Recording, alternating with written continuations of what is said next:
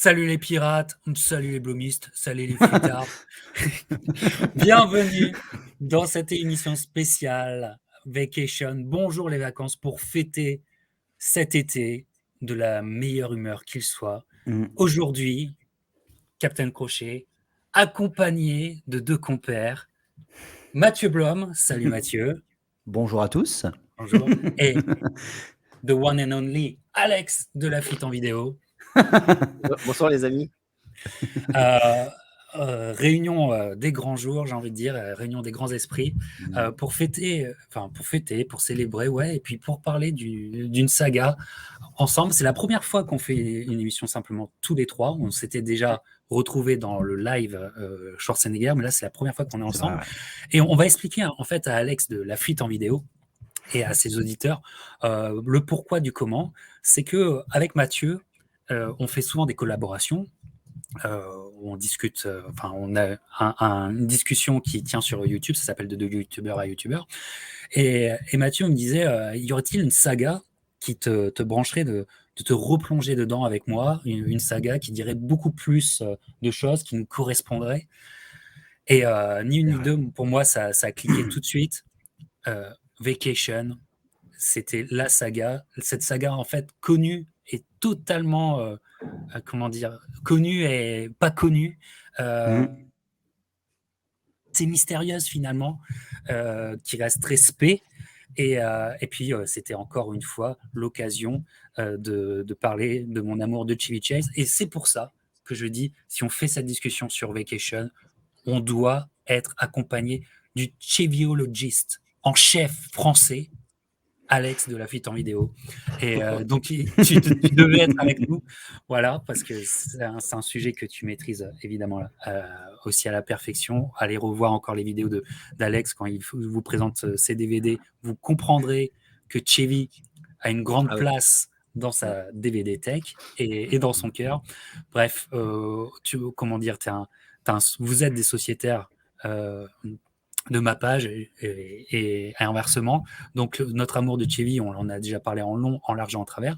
Mais en fait, Alex, ce qui est très sympa, c'est que j'ai un peu tourné Mathieu et qui devient aussi Chevy Chaseolâtre.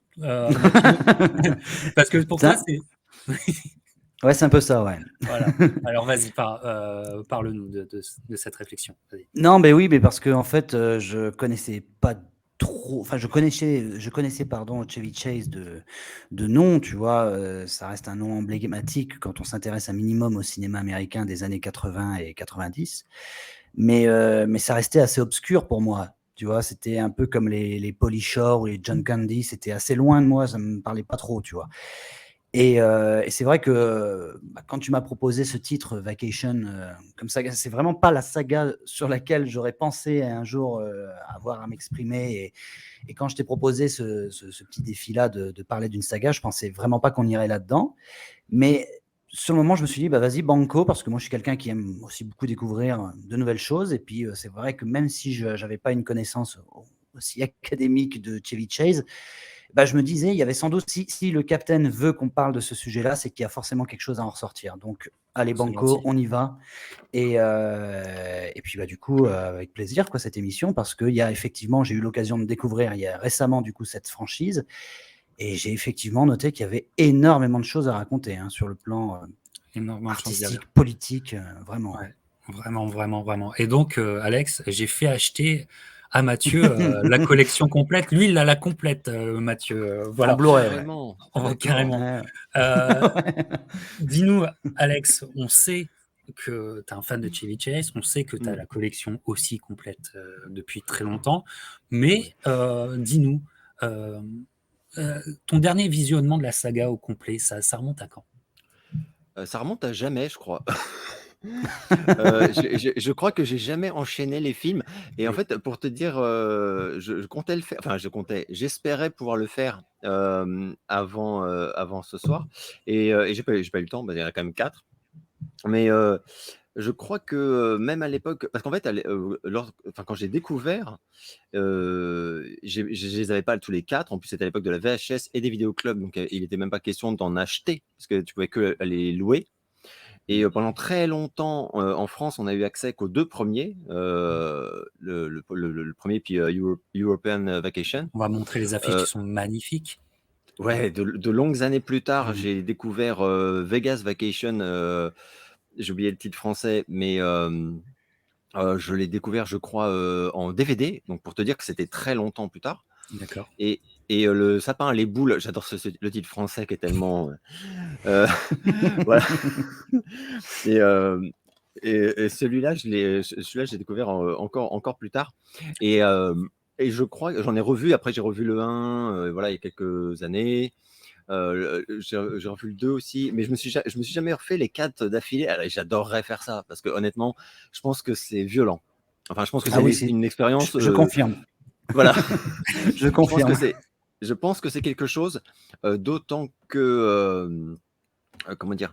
D'autant qu'il y a vraiment enfin, comme a dit Mathieu, alors bon, on va voir à quel point ma mémoire est encore bonne par rapport à chacun des films, mais ce sont des films qui sont très, très riches et qui ne sont pas devenus, cultes, surtout pour les Américains, pour rien Mmh.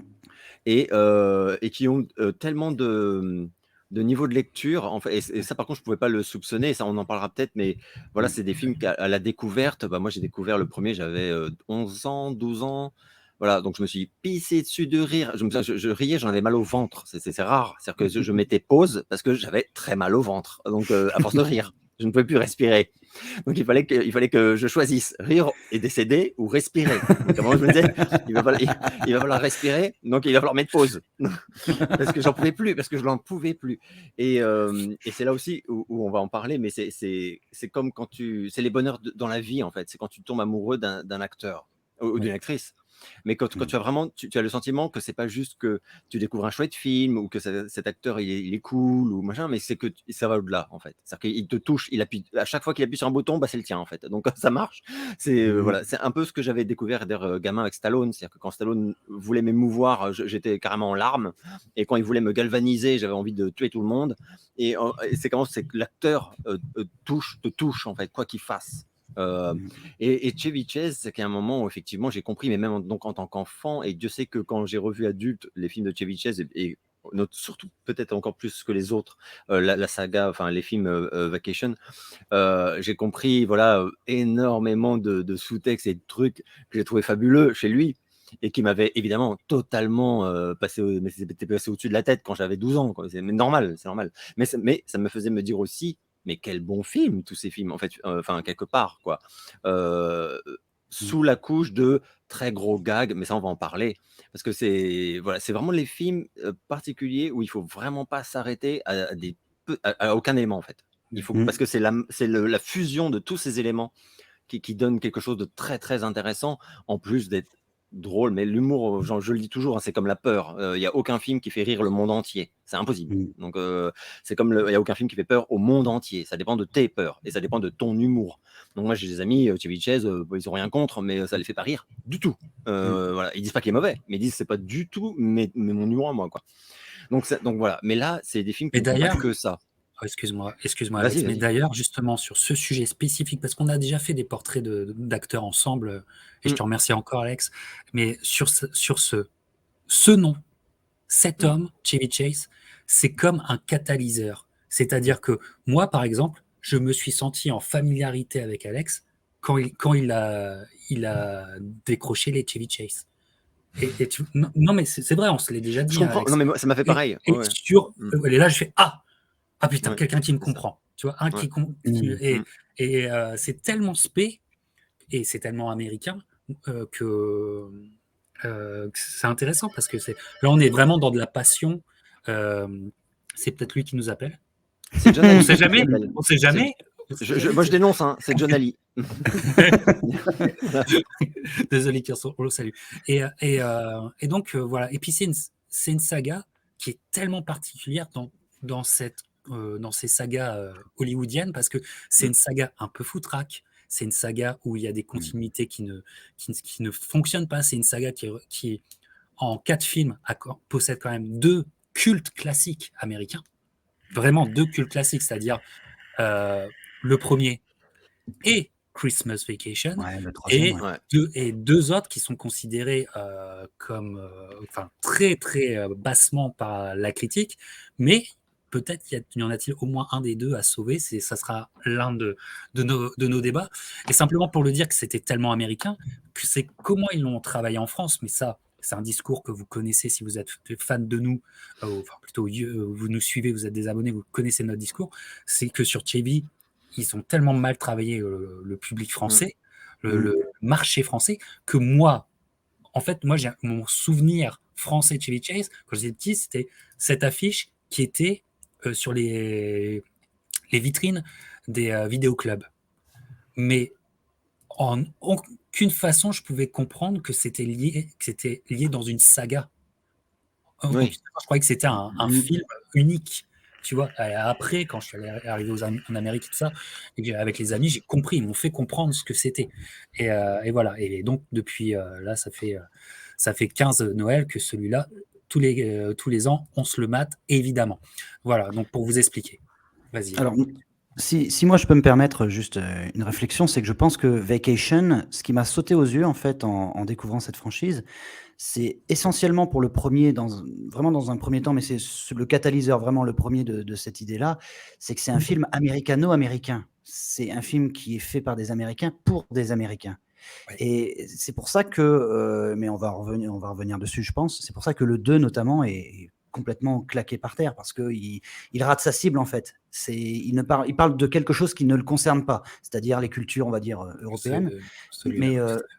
Mais le premier vraiment parle de l'Amérique. Il ose mettre le doigt sur une réalité aux États-Unis au début des années 80 et ose critiquer et ose voilà, partir dans différents discours. Mais ça, c'est quelque chose qui ne parle qu'aux Américains. Si on n'a pas, nous, le background de la culture américaine politique de cette époque-là, on peut ne pas saisir les enjeux de ce film et donc pas passer à côté de l'humour et du discours.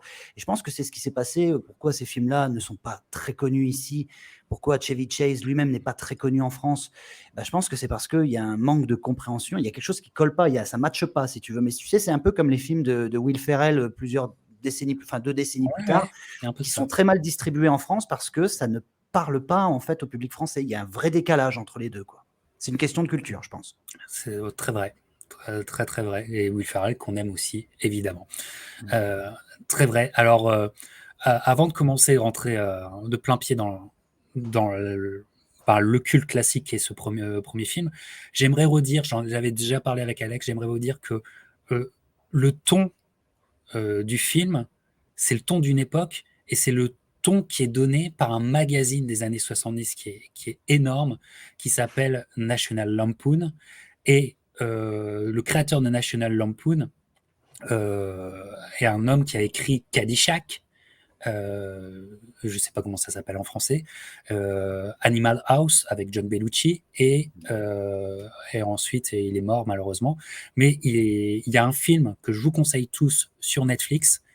Voilà, c'est un geste futile et stupide qui est génial, qui est un très très bon film. Alex, je pense que si tu le regardes, tu en ferais une chronique directement. Ah, mais je vais le regarder, Ouais. tout à fait.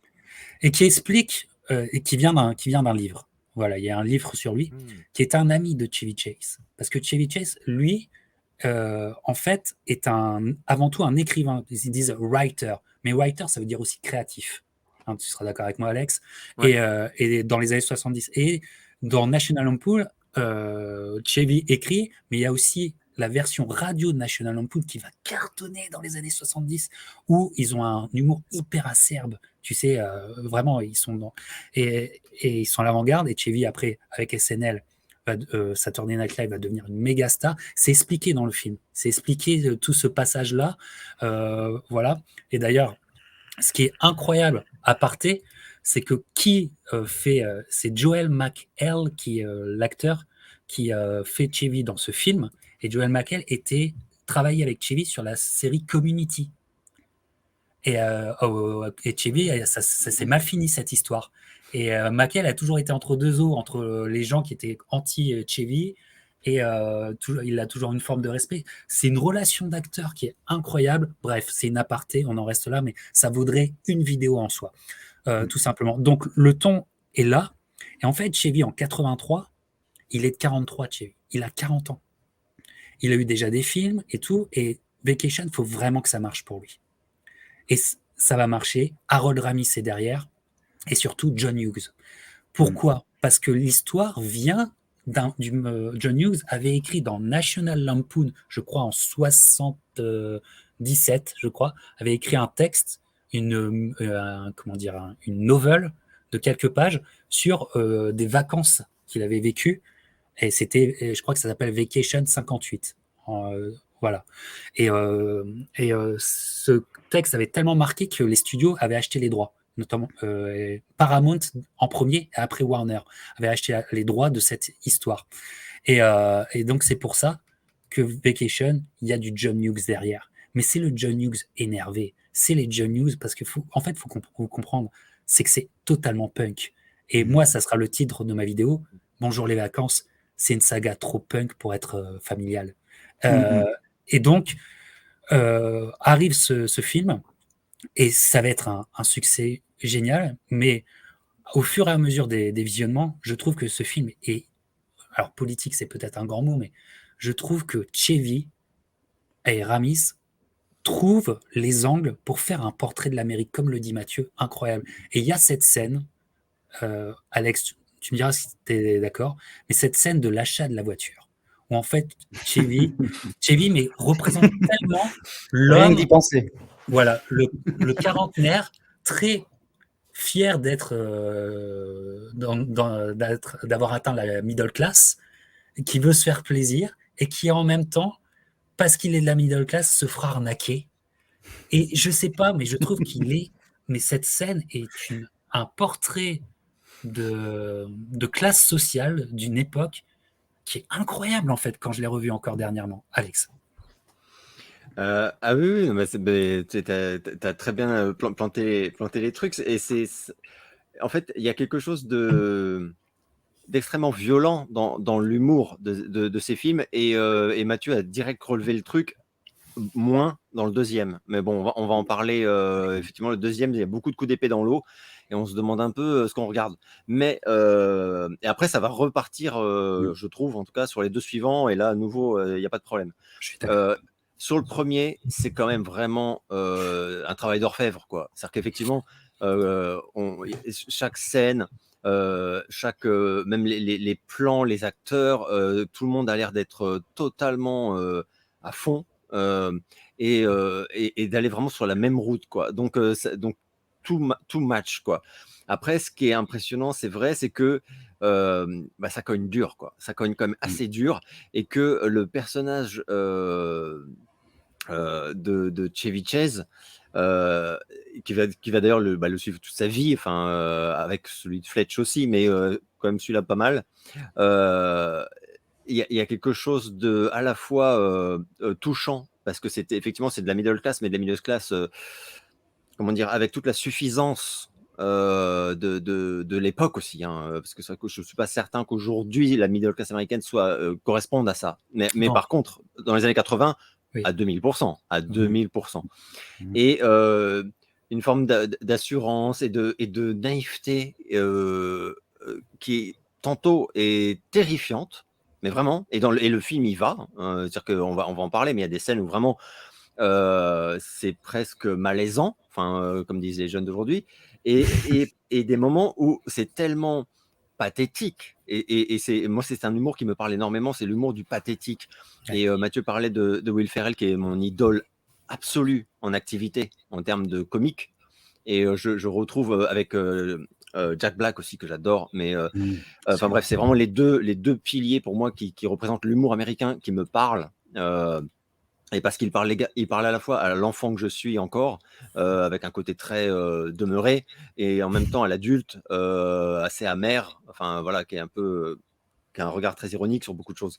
Et Chevy Chase, c'est vrai que c'est rien que la scène de l'achat de la voiture, où les fantasmes de l'Américain moyen se voient balayés, c'est frites en fait, d'eux-mêmes.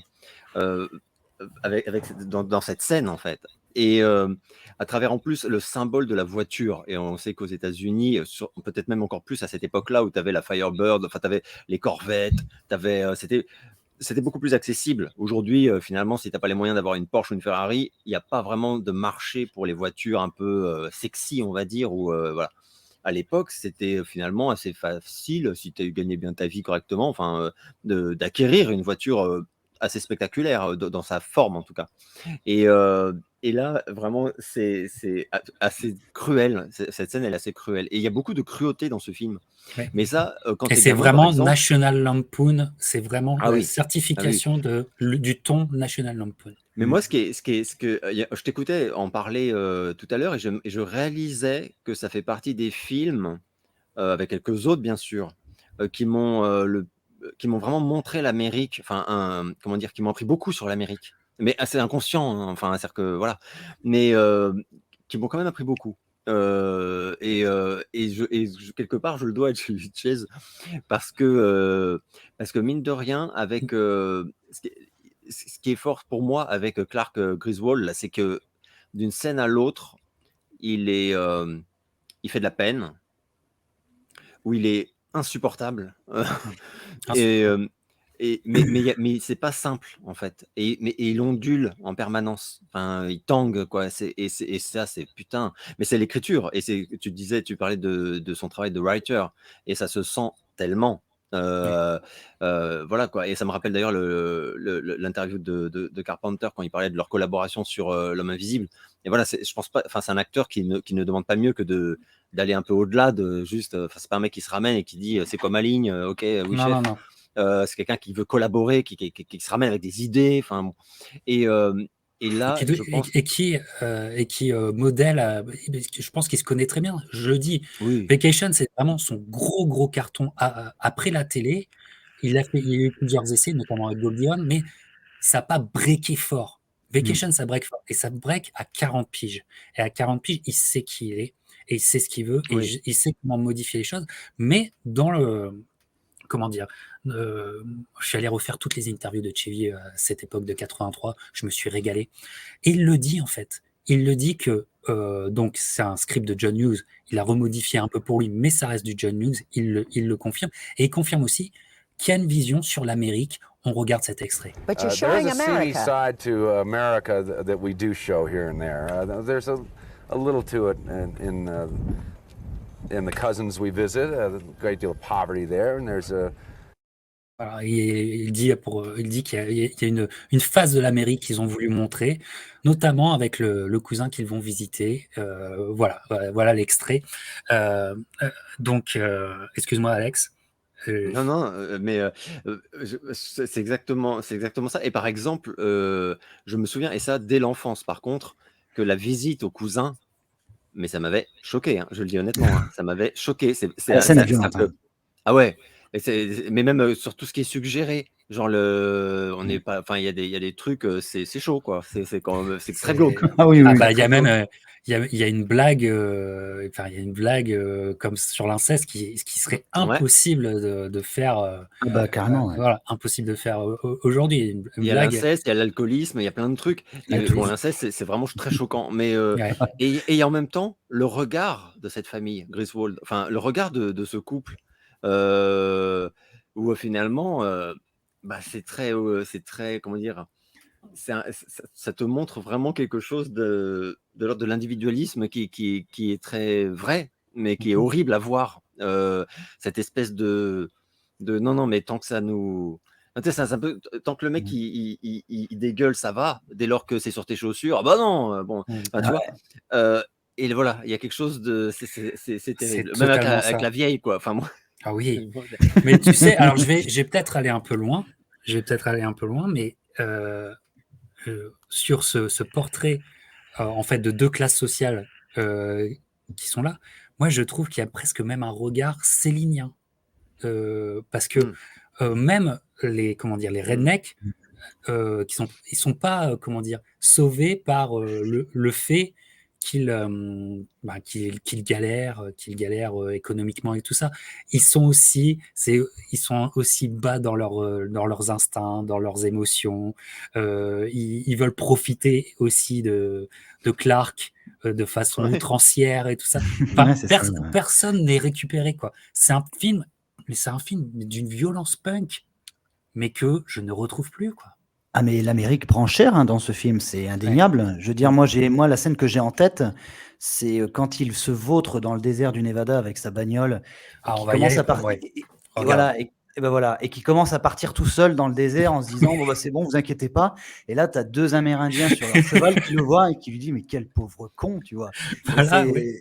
ça, pour moi, c'est cette scène-là, moi, elle fait écho, en fait, à l'idée que je me fais de ce film, qui est une charge sur l'Amérique qui ne se comprend plus elle-même, qui ne communique plus avec elle-même, qui est, dans un délire individualiste qui fait que tu vois, là, l'affiche, justement, on peut en parler de cette affiche Voilà. qui pour moi, tu vois, le pendant, humoristique de l'affiche de Conan le Barbare Et de ça a été 82 fait exprès. Elle était voilà. par le même artiste.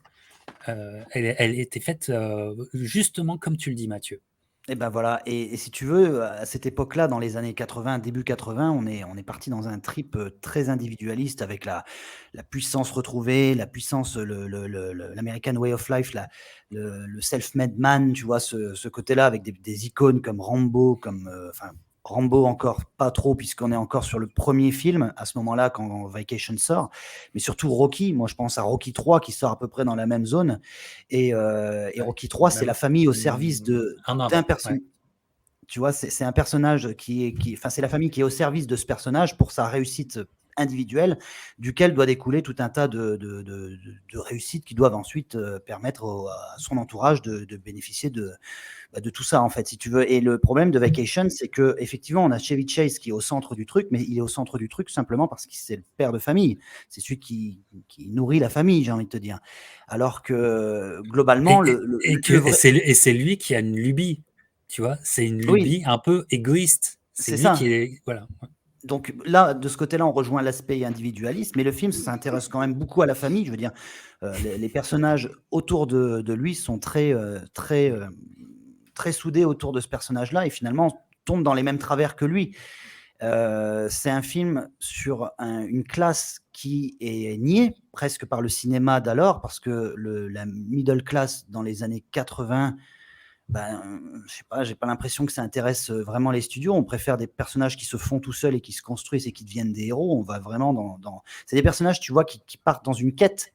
Là, la quête de Vacation, elle est parodique. C'est une quête, c'est pour aller dans un parc d'attractions. Mais c'est ça que je trouve assez étonnant avec ce film, c'est que on reprend les codes presque moraux des films qui sont diffusés à ce moment-là, en tout cas parmi ceux qui marchent le mieux, et en fait on les détourne de leur sens pour les réadapter à un réel duquel tout est à peu près pourri, en fait, duquel on le présente de manière complètement pourrie. L'Amérique, les gens qui sont incapables de comprendre l'histoire, voilà, le le marketing qui conformisme, gangrène, le conformisme, la société de consommation, ouais. les gens qui sont incapables de comprendre la culture même de leur pays. Enfin, je veux dire, ils vont s'arrêter de temps en temps, tu vois, dans des endroits pour visiter des trucs, tu vois, dans le film, mais ils comprennent pas ce qu'ils font là, en fait. Ils savent même pas, ils s'intéressent pas à l'histoire. Moi, une de mes scènes préférées, c'est les périples de folie. Et à un moment, Chevy, la famille n'a plus d'argent, ils sont à un hôtel à côté du d'une vision du Grand Canyon et tout ça, ils ont mis des jours à aller jusque-là. Et en fait, quand ils y arrivent, parce que Chevy, ils doivent partir, ils doivent s'enfuir. Tu sais, mais la famille ne le sait pas, les enfants, la femme et les enfants ne le savent pas, seul Chevy le sait. Et ils sont enfin devant ce point de vue magnifique auquel ils ont rêvé.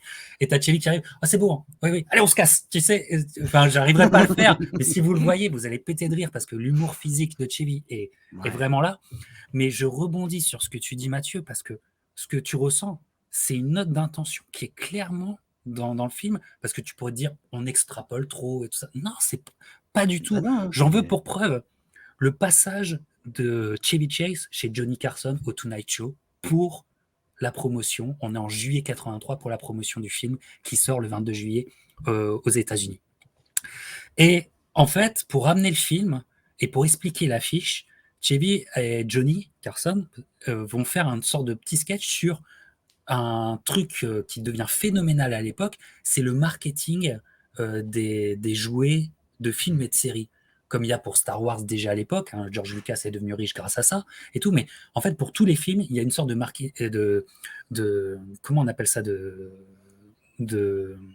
ouais comment Les produits dérivés. de produits dérivés et merci pour ton aide qui sont en magasin, mais en fait le produit est mal fait et ressemble en rien. Et donc regardez, c'est une partie du sketch. What On the regarde. heck? If you've ever seen merchandising for films or stars, it may be interesting to note that none of them look even remotely like the star they're supposed to be. This is Now, it supposed may to be be difficult to Sabrina see. Kate Jackson. Not exactly Looks like Kate just Jackson. like Kate, doesn't it? Voilà, c'est vraiment, ça ressemble pas, et il montre après une poupée de Diana Ross qui ressemble pas du tout. Je crois qu'il y a une poupée de, comment dire, de Wonder Woman, ça ressemble pas, de la série télé, ça ressemble pas du tout. Et donc, en fait, Vacation, ils auront un poster dans l'esprit de l'époque. Camera's good for C'est you. ça. Now look, now come on, now look at the poster. Right? Now get a shot of this. Now, Now go in on the face. I do want to say that I did work out a great deal. No, Little misleading. it's misleading in terms of the story, but It's misleading in terms of the story. C'est génial. Et là, tu as la note d'intention qui est exceptionnelle et extraordinaire, quoi. Voilà. Et cette affiche, elle aura quand même beaucoup fait. Hop, ça c'est européenne, excusez-moi. Cette affiche, elle aura quand même beaucoup fait parce que elle est mythique. Sur ce premier, oui. Puis magnifique, hein, vraiment. Elle est magnifique. Ouais, moi je suis dégoûté parce que tu vois, je l'ai. Tu vois, je l'ai, mais j'ai cette version. Ouais, bah moi pareil. Ah, merde. Voilà. Ça c'est Ouais, dégueulasse. je sais. Ouais. Ah bah non, moi j'ai le. Ah ouais, normal. toi, ça c'est oui, la d'accord. classe. Ça c'est la classe. Enfin, ceci dit, ils l'ont recadré. Je suis un peu étonné. Ils l'ont Ouais. recadré vachement serré là. On Ah voit oui, pas tous les effectivement. éléments du vrai visuel. Ouais, Mais bon, exact. bref, c'est quand même, ouais. Enfin, c'est quand même, voilà. Ouais, avec la C'est comme voiture. la même affiche. D'ailleurs, c'est l'édition française. Ah non, j'en ai 2 en français et 2 en import. Mais bon. Ouais. Alors, en rigolant un peu sur le film avant de parler de sa fin, Ça fait, quel ouais. est votre. Enfin, il y a ces scènes cultes sur scène culte sur scène culte. Je vous ai parlé de cette scène qui, pour moi, est très importante de la vente de la voiture. Mais il y a ce crash, et moi, il y a la scène. Alors, j'ai pas la photo, mais après ce crash où alors ils sont tous, tu sais, ils sont au bout du rouleau. Et il y a une scène père-fils qui est absolument. Puis il faut regarder en anglais, hein, qui est extraordinaire. C'est si je dois en choisir une, mais c'est très dur. Hein, c'est comme se couper un bras, Alex. Mais ça serait celle-là. Et vous, vos scènes préférées qui vous font marrer, Alex? Voilà. Alors, dans ce film-là, il y en a beaucoup, évidemment. Enfin, évidemment, c'est pas évident, mais dans ce film-là, il y en a beaucoup. Il y a des choses. Il y a une scène qui m'avait fait. Une des scènes, par exemple, qui m'avait fait pleurer de rire nerveusement, c'est la scène où ils sont en voiture et ils passent à côté d'un monument super spectaculaire et tout, et le père dit: regardez les enfants, ça fait 200 mètres de haut, une vue sur le lac machin et tout, on peut y accéder en 2 secondes par un ascenseur et tout machin. Enfin, il fait un truc de taré et les enfants ils sont juste à côté, hein. Ils font on y va papa, et il fait non. Et il passe juste à côté. Je m'attendais tellement pas à cette réponse de Chevy Chase, quoi, parce qu'il clairement il en parle genre bien sûr on y va, et de côté on y va papa, non. C'est tellement génial et c'est tellement cruel. Moi ce que je trouvais génial, c'était la cruauté de l'humour de ce film. Une fois gamin, ça me parlait quand même, même si je comprenais pas tous les enjeux. Mais une autre scène qui me faisait vraiment beaucoup rire, c'était l'espèce de running gag avec la blonde, quoi. Ah, Parce qu'en plus, voilà. Christy Brinkley.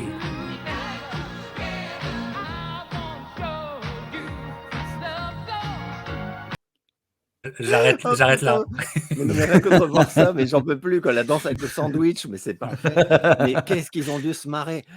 Franchement, je trouve ça fabuleux. Et la scène en fait, où elle arrête pas de le doubler, elle lui fait des clins d'œil, enfin on dirait un clip vidéo de heavy metal. Enfin, c'est tellement drôle et bien fait. Et où lui, il fait semblant qu'il a perdu, je sais plus quoi, et il dit aidez papa à retrouver ses clés ou je sais plus quoi. Enfin, c'est un truc, quoi. Et du coup, ils se baissent tous. Et lui, comme ça, il passe et il fait semblant d'être célibataire. Enfin, et c'est tellement violent. C'est tellement violent parce que là, ça cogne dur, ça cogne très dur Ouais. sur les fantasmes aussi. Une fois qu'on est rangé, qu'on est dans un Ouais. couple, voilà, et qu'on doit être fidèle et que blabli blabla. Et aussi sur le Tellement vrai. côté la misogynie. Enfin, c'est terrible, c'est terrible. Mais Mm. c'est des scènes super trash, quoi. Et, Mm. Et oui. en plus, ce que tu dis est encore note d'intention dans le casting parce que c'est Christy Brinkley. Et à ce moment-là, elle est très populaire. Pourquoi? Parce qu'elle est comment dire, la top modèle de Sport Illustrated et la Mmh, version d'ailleurs. bikini de Sport Illustrated. Il faut comprendre que Sport Illustrated, à la caisse de supermarché, c'est le magazine qui est là, quoi. Et Oui, donc, oui, ça je connais. Oui, oui. quand il y a le bikini issue qui sort, tous les pères de famille, ils ont la bave qui tombe et tout, tu C'est vois. ça. Et c'est elle qui fait, et c'est très très bien pensé, quoi. Qu'elle Ouais, soit de ce ouf. fantasme-là dans ce film, c'est génial. Je trouvais ça, voilà, ça c'est des scènes, voilà, c'est des scènes, mais il y en a tellement. Mais ça, c'est deux scènes qui m'avaient fait vraiment rire de façon un peu différente. La première, c'était vraiment le fou rire de la réplique qui est tellement c'est incroyable, quoi. Et la deuxième, c'est parce que voilà, ça montre le côté pathétique. Et moi, en plus, vu gamin, je me disais, mais c'est horrible de devenir adulte, en fait. C'est-à-dire qu'en fait, on brûle de désir pour des choses qui nous sont devenues interdites. Enfin, donc, et on est prisonnier et en même temps, on essaye de se dépêtrer à travers le mensonge. Enfin, waouh! Parce que c'est drôle, mais en même temps, c'est quand même un mec qui ment tout le temps. Enfin, il ment en permanence, quoi. Mm. Et alors, pour sauver la face, pour faire croire que. Enfin, ça Et jusqu'à dépend, la hein. fin de la Mais saga. même à son fils. Alors, maintenant, c'est drôle, quoi. Mais le père, comment ça tire à boulet rouge sur l'éducation? Enfin, genre, sur le père que c'est, quoi. Enfin, faut quand même. À un moment, le mec, c'est quand même terrifiant. Et surtout dans celui-là, parce qu'après, ça va un peu se calmer. Parce que bon. Mais là, il y a des dialogues, comme tu disais, avec le fils. Mais il y en a un sur la piscine. Justement, en fait, quand il y a un moment où il essaie à nouveau de se la pécho, la blonde, où il ressort le soir, une fois que la famille est censément couchée, pour aller retrouver la blonde près de la piscine et tout, et où il se retrouve tout seul avec son gamin, et lui dit ouais, non, mais tu sais, dans la vie, enfin, ouais, c'est horrible, en fait. Et l'autre, il a compris, quoi. Il a compris que son père, il a juste voulu ken et qu'il n'a pas réussi, quoi. Enfin, c'est atroce et que c'était pas maman, en l'occurrence. Enfin, et je trouve ça génial. Et ça, quand tu revois ça adulte, tu te dis, mais putain, mais chapeau, les gars, quoi. C'est super bien écrit, c'est super bien joué et c'est super audacieux. Et ça marche toujours tant d'années plus tard, en fait. Parce que, comme tu disais très justement, Captain, c'est qu'aujourd'hui, c'est toujours pas très, très facile de faire de l'humour de cette façon-là. Je veux dire, Will Ferrell s'y attelle. On en parlait tout à l'heure. Jack Black un peu, mais c'est pas trop sa niche. Mais franchement, Avec Will, à part quelques films, notamment la campagne, mais Will, il a moi, je suis un grand fan de Will. En vrai, je vais te dire, voilà, oh, il est génial. j'ai vécu Step Brother au cinéma, c'est un souvenir Step Brother, indélébile. mais non. Mais... Ouais. Mais il a ce côté un peu lunaire qui sauve à chaque fois ses personnages, à part dans The Campaign, qui sauve ses personnages. Avec Chevy, c'est l'esprit punk de National Lampoon, c'est in your face. C'est tu vois. ça. Et c'est ça qu'on lui a reproché souvent à Chevy. Ouais. Oui. Oui. Le film est une anomalie en soi, hein, par rapport au type de comédie qui pouvait sortir à ce moment-là. C'était pas un film qui est attendu. Vacation, il tombe un peu comme ça et personne ne le voyait, ne l'a vu venir. Je pense que ça explique pour beaucoup son succès et surtout aux États-Unis, son succès aux États-Unis, parce que tout de suite, les gens, ils ont capté le truc, tu vois, ils ont capté l'intention. C'est le succès de l'été 83, énorme succès. Tout à fait. C'est Toi, ça. Mathieu, avant qu'on parle du final, où on retrouve notre John Candy adoré, Alex. Mais avant le final, quelle est la scène qui t'a le plus marqué? C'est difficile encore. Ouais, c'est difficile, mais moi, on va y aller tout de suite au final, parce que moi, c'est le dénouement. Le dénouement, c'est le dénouement, d'accord. Il se fait vraiment en plusieurs temps, le dénouement. Voilà. Et à la fin, tu te dis, mais c'est n'importe quoi. Ils sont tous contents, mais c'est une prise d'otage quand même. À toute fin, ça n'a pas de sens. Ils sont tous contents. Et tu vois, ça commence d'abord avec cette scène où ils arrivent dans le parc. Et j'avoue que j'y m'attendais vraiment pas, que le parc soit juste fermé, tu vois. La fatalité. La violence du truc, quoi. La violence du truc, tu vois. Mais c'est bête. Non, c'est juste fermé là aujourd'hui pour les travaux. Enfin, c'est pour 15 jours, tu vois. Et parce qu'en plus, tu as toute cette scène qui précède avec la musique des chariots de feu de Vangelis qui génial. précède. Donc, t'as toute cette montée en tension, puis là, bam, la fatalité. Ils ont Et pu là, le mec, utiliser, parce que c'était les Chariots de Feu étaient aussi une production Warner Bros. Donc ils c'est ont ça, pu voilà. utiliser la musique. Et c'est C'est ça. génial. C'est Ah oui, génial. c'est Ouais. un truc de fou. C'est un truc de fou parce que derrière, tu as ce que je disais tout à l'heure avec la quête du héros et tout ça, c'est l'acte final où tu as l'espèce de grand mouvement épique de la victoire du héros, enfin du dernier combat que le héros mène. Ça y est, il arrive à son but, il va réussir à terrasser le dragon. Ah ouais, mais le parc est fermé, la grotte est fermée, le dragon ne sortira pas aujourd'hui, tu vois. Et c'est ça que je trouve absolument génial. Et donc le personnage pète un plomb, mais pète un gros plomb, tu vois, prend en otage donc John Candy. Et puis il y a le simili Walt Disney qui débarque à la fin. Tu as tous les flics, enfin c'est un bordel et tout le monde finit par faire du manège à la fin. Ça n'a pas de sens. Et voilà. Et voilà. Et C'est génial. encore cette note d'intention où on vient faire passer à la sulfateuse cette société de consommation en finissant par Walt Disney. Parce qu'en fait, là, ils ont inventé le nom d'un Wally World, mais c'est Walt Disney qui est prévu. Et dans le scénario d'origine, et ça a même été tourné, les images sont introuvables, mais ça a été tourné, ils font la prise d'otage carrément donc à Walt Disney. C'est Walt Disney qui prennent en otage chez lui. Et c'est encore plus violent le truc. Et ils l'ont changé. Et d'ailleurs, cette idée, ils la garderont pour le 3e Christmas Vacation. Ah oui, ouais. Voilà. Ah non, mais du début à la fin, moi, je trouve que c'est un film. Non, mais le film est fou. Enfin, et c'est je pense que c'est un film qu'on pourrait plus faire aujourd'hui. Enfin, tu vois le remake qu'ils ont fait il y a quelques années, là, 2015, je crois. Le reboot, on en parlera en plus en détail après, mais c'est là que tu vois en fait le décalage. Tu pourrais plus faire un film comme ça aujourd'hui parce que déjà l'Amérique n'est plus la même. C'est un focus vraiment sur un temps donné, un moment précis. Et on parlait au tout début de la société la classe moyenne, pardon, qui a quand même évolué entre cette époque-là et la classe moyenne actuelle. Et il faut le prendre maintenant presque comme un classique, un film un peu historique qui raconte quelque chose sur un temps donné. Et alors, ça parlera probablement pas à tout le monde. Encore une fois, pour moi, il faut un minimum de bagages sur l'histoire de l'Amérique, sur la manière dont l'Amérique se fait dans ces époques-là, pour vraiment capter les enjeux humoristiques du film. Pour moi, il faut avoir ce type de culture-là, et c'est vrai que c'est difficilement exportable, moi je pense, à ce moment-là, parce que si tu n'as pas le contexte qui va avec, tu n'as pas la lecture qui va te permettre de vraiment profiter du spectacle, quoi. Alex. Tout à fait d'accord. Ouais, tout à fait d'accord. Non, mais c'est tout à fait ça. Et c'est vraiment un ovni, enfin une anomalie, en fait, comme a dit Mathieu. Je suis assez, c'est exactement mon ressenti, et même de plus en plus avec les années, en fait. Je trouve complètement fou que ce film ait eu lieu tel quel, en fait, qu'il soit sorti comme ça, et qu'il ait remporté ce succès, parce que moi, c'est pour ça que j'adore les États-Unis, j'adore les Américains. Enfin, je les adore aussi avec leurs défauts, hein. C'est pas comme si on n'en avait pas nous aussi en France, hein, évidemment. Tout à fait. Mais c'est que les Américains peuvent faire un triomphe à un film qui leur cogne dessus, mais putain, tellement fort, quoi. Tellement fort. Et ça, c'est un truc que j'aime beaucoup chez les Américains. Enfin, pour parler des qualités, ils ont pas mal de défauts, mais ils ont aussi des vraies qualités, et c'en est une, je trouve. Ouais, tout à fait, parce que c'est très rare. Il y en a eu d'autres, mais c'est très rare d'avoir un film comique, une comédie qui délivre la marchandise comique, là, vraiment, et qui en même temps est portée par une colère, une rage. C'est ça. De chaque instant, du début à la fin, sur sa propre société, qui est incroyable. C'est incroyable. C'est incroyable. C'est presque, je dirais, le négatif de Rambo, tu vois, qui sort cette année-là.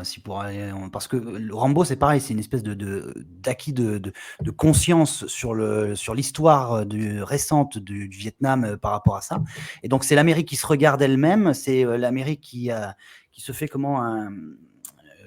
un jugement sur son comportement vis-à-vis de ses propres soldats, tu vois, qui rentrent au pays. Enfin, il y a vraiment un état des lieux de ce qu'est l'Amérique traumatisée par le post-Vietnam, tu vois, au tout début des années 80, qui fait vraiment le bilan de la décennie d'avant, de la décennie 70, pour pouvoir aborder les années 80 de manière beaucoup plus conquérante. Et en fait, oui, c'est le négatif d'un Rambo qui est très dramatique. Le premier Rambo est très dramatique. Le Ouais, premier oui. Vacation est très humoristique. Et pour moi, c'est deux films qui presque se répondent vrai. l'un l'autre. Ouais, Ouais, ouais, je c'est vois ce vrai, que tu veux dire. Bravo, bravo, bravo. Tu m'ouvres les chakras là, j'avais pas vu. Et Oh là, ça va trop vite entre nous, Ça Catherine. va trop vite. Voilà. Alors, on va continuer maintenant sur cette saga, mais vous avez compris que c'est une pierre angulaire. Le film en soi, Vacation, est une pierre angulaire et qu'on l'adore. Bon, bref, voilà. Donc, on vous le dit. On va continuer maintenant sur la saga avec quelque chose qui aurait dû tuer la saga. C'est son deuxième épisode.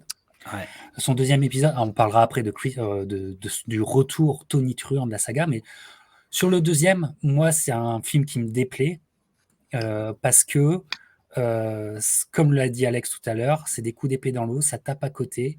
Ce n'est, comment dire, on sent que c'est fait dans une certaine forme de précipitation qui va créer des dysfonctionnements dans la saga, notamment les enfants, le recasting des enfants. Est problématique dans le 2 et ça va avoir son influence dans le 3 et ainsi de suite. Enfin, comment dire, le casting à chaque fois des enfants, ils en feront un Ouais. gag. Sur la fin, ils en feront même un gag. Ils en sont conscients de ça. Il y a un gag dans Vegas Vacation et il y a aussi dans le reboot aussi, ils font référence à ça.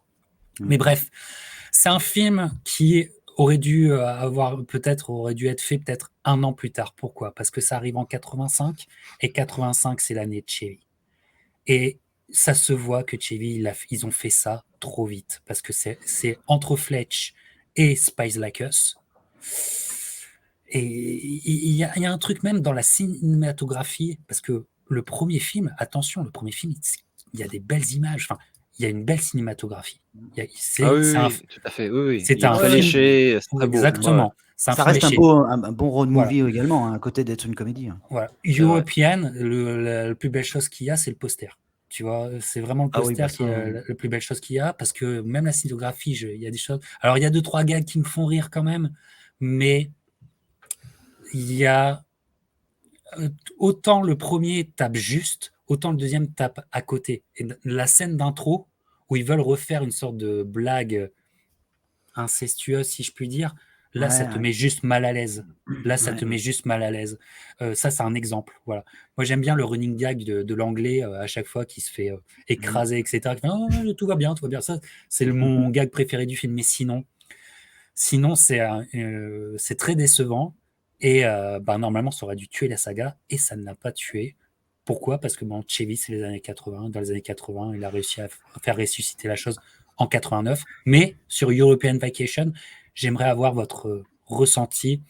On va commencer avec toi, Mathieu, parce que je pense que tu vas sortir la sulfateuse.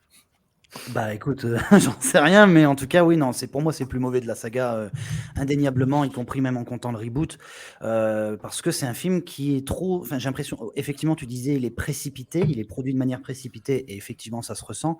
Mais même au-delà de ça, je trouve que c'est un film qui a trop la confiance, en fait. Ça y est, sous prétexte qu'on a réussi à trouver l'angle juste pour critiquer, nous, les Américains, par rapport à notre culture.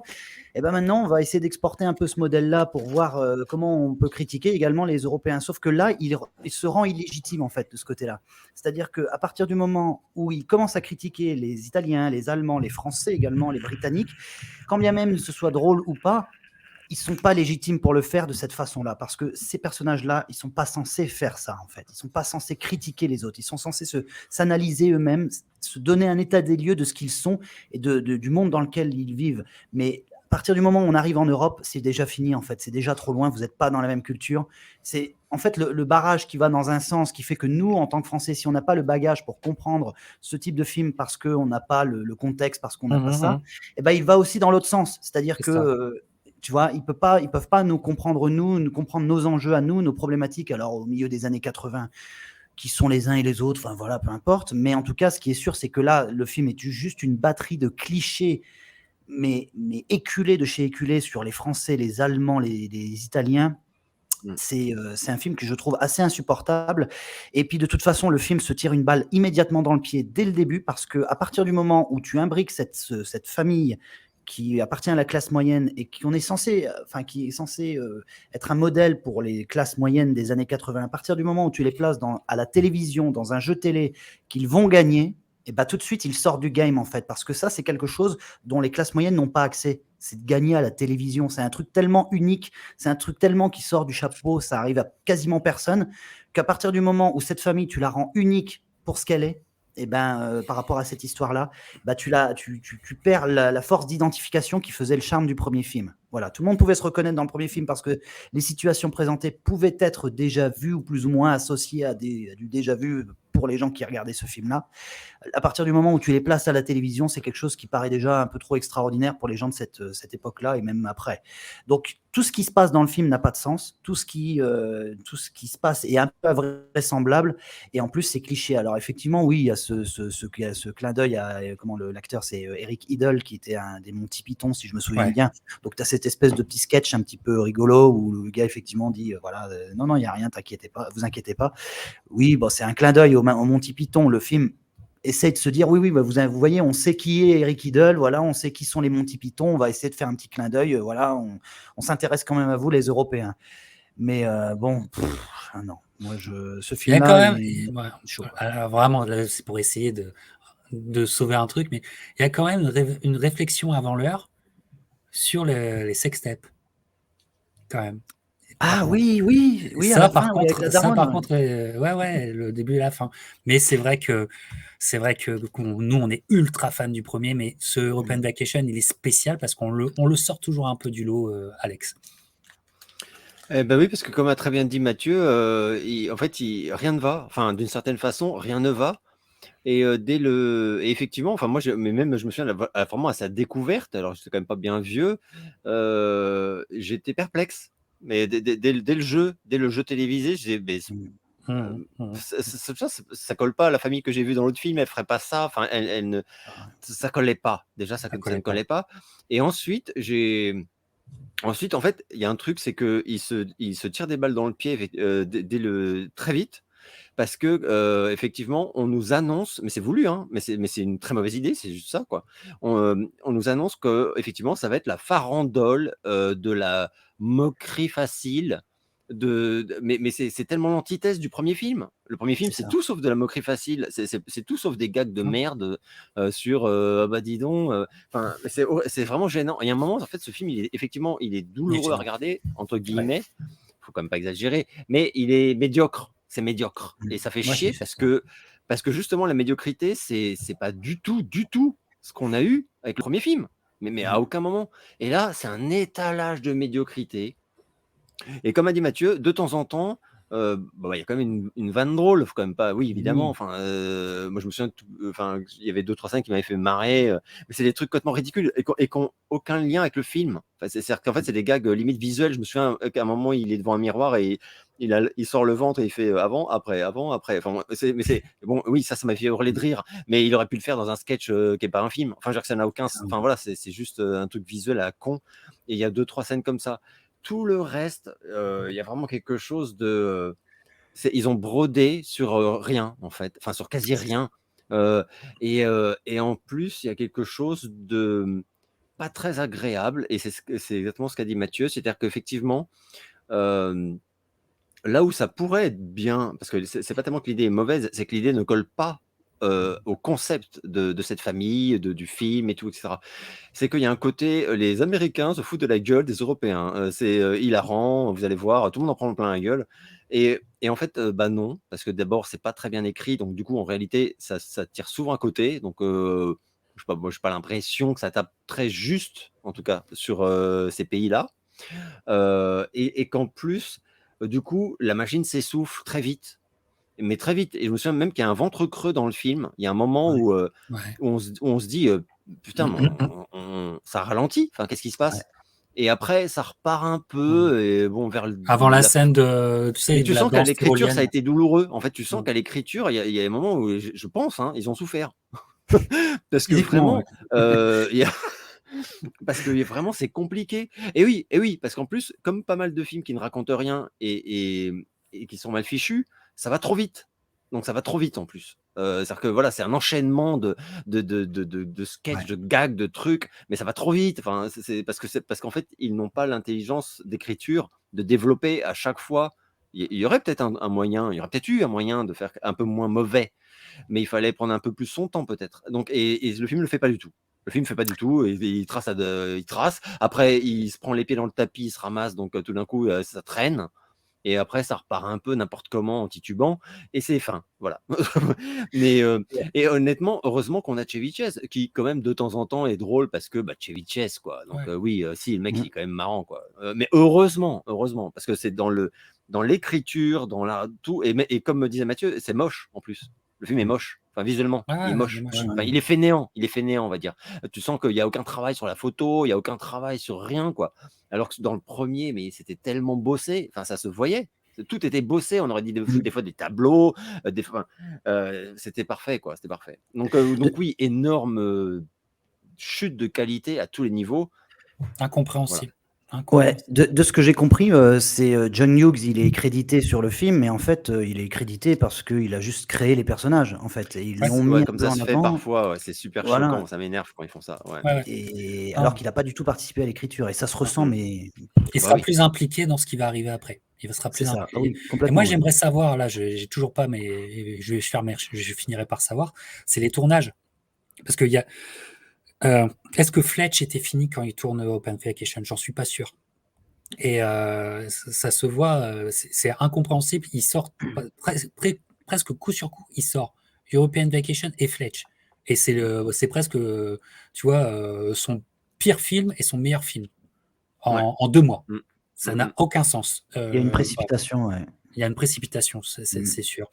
Et donc, C'est vrai. la saga aurait dû s'en arrêter là, mais en fait, il va y avoir un 3e épisode qui aurait dû aussi casser la saga, puisque en fait, la note d'intention, encore une fois, qui est le voyage dans Vacation, n'a pas lieu, puisque en 89 va arriver le film, et c'est le film de Noël américain, encore plus que Home Alone. C'est toujours Christmas Vacation et Home Alone qui se tapent la course à celui qui va être le plus loué à chaque Noël. Mais c'est la version US du Père Noël est une ordure, quoi. C'est leur Père Noël est une ordure à eux, quoi. Certainement. Christmas Vacation en 89 va être le plus gros carton de Chevy Chase.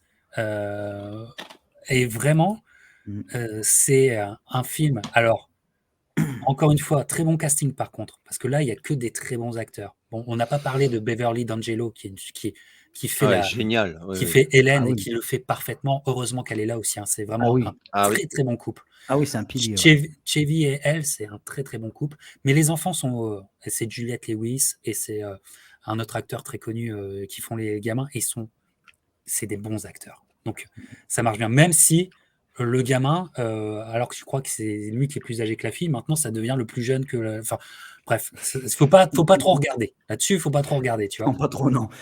Mais c'est le retour de la critique sociale, je trouve. C'est ça. Et qui est absolument génial. Comment dire, le conformisme familial, les conventions au sein de la famille. Et moi, je trouve ce film absolument génial. C'est le retour du cousin. Dans une scène absolument génialissime. Tu vois, la scène aussi avec les lumières. Bref. Ça, c'est génial aussi. Enfin, l'arrivée du cousin, je trouve que c'est une des plus grandes arrivées de cinéma d'un personnage. Le retour d'un personnage, tu vois. C'est absolument génial. Non, mais oui, c'est vrai. Il y a la folie de Chevy Chase qui pète un boulard et c'est mythique. Bref, film mythique, film solide. Réflexion aussi sur les yuppies, sur les futurs bobos, avec les voisins. Il y a vraiment... en fait, Vacation est très fort quand ils ont des réflexions un peu avant-gardistes sur la société. Et il y a ce qu'il faut. Et puis, il y a, comme dans le premier, et comme dans certains films de Chevy, il y a des moments qui sortent du film, des moments de nostalgie. Parce que Chevy, donc on est en 89, donc là, il a 45 ans. La scène du grenier, par exemple, il est enfermé dans son grenier. C'est une scène d'une grande, grande nostalgie, mais qui est hors du film, tu sais, et que je trouve très, très bonne. Bref, un classique américain, très peu connu en France, mais un classique Alex, oui. que tu portes très fort dans ton cœur, je le sais. Parle-nous-en. Ouais, bah alors, c'est un film que j'adore parce qu'en plus, donc comme je te disais, je l'ai découvert tardivement. Je l'ai découvert même, en fait, pour dire la vérité, ça devait être Découvert en dernier. les débuts d'internet. Tu me mets le oui, non, je crois que tu as raison. Non, c'est même sûr, tu as raison. Et en fait, donc j'étais pas au courant et je l'ai vu en facing, je sais plus où, parce que bah, c'est Warner, hein, qui a décidé étrangement tout d'un coup de le sortir en pressage français. À une époque où ils faisaient des promos, tu sais, genre, je sais pas combien, les 4, enfin peu importe. Et donc, et comme tu parlais tout à l'heure, et tu avais raison, sur les affiches et sur la version française, c'est flagrant. Rien ne mentionne que c'est le chapitre d'une saga, voilà. Mais rien. Là, voilà, Chevy Chase, le sapin à les boules, c'est tout. Voilà. Donc, on dirait un film autonome. Enfin, Voilà. et je vois ça en fait, je vois la gueule et je me dis Chevy Chase, donc quand même que j'adorais, quoi. Et je regarde et je me dis putain, mais c'est un film de la série Bonjour les vacances, quoi. Enfin, et donc je le prends en toute voilà, je me dis je suis tout content de le découvrir, mais je me dis pas il va être bon, enfin en fait, parce que j'ai en tête quand même le truc européen là, Mm.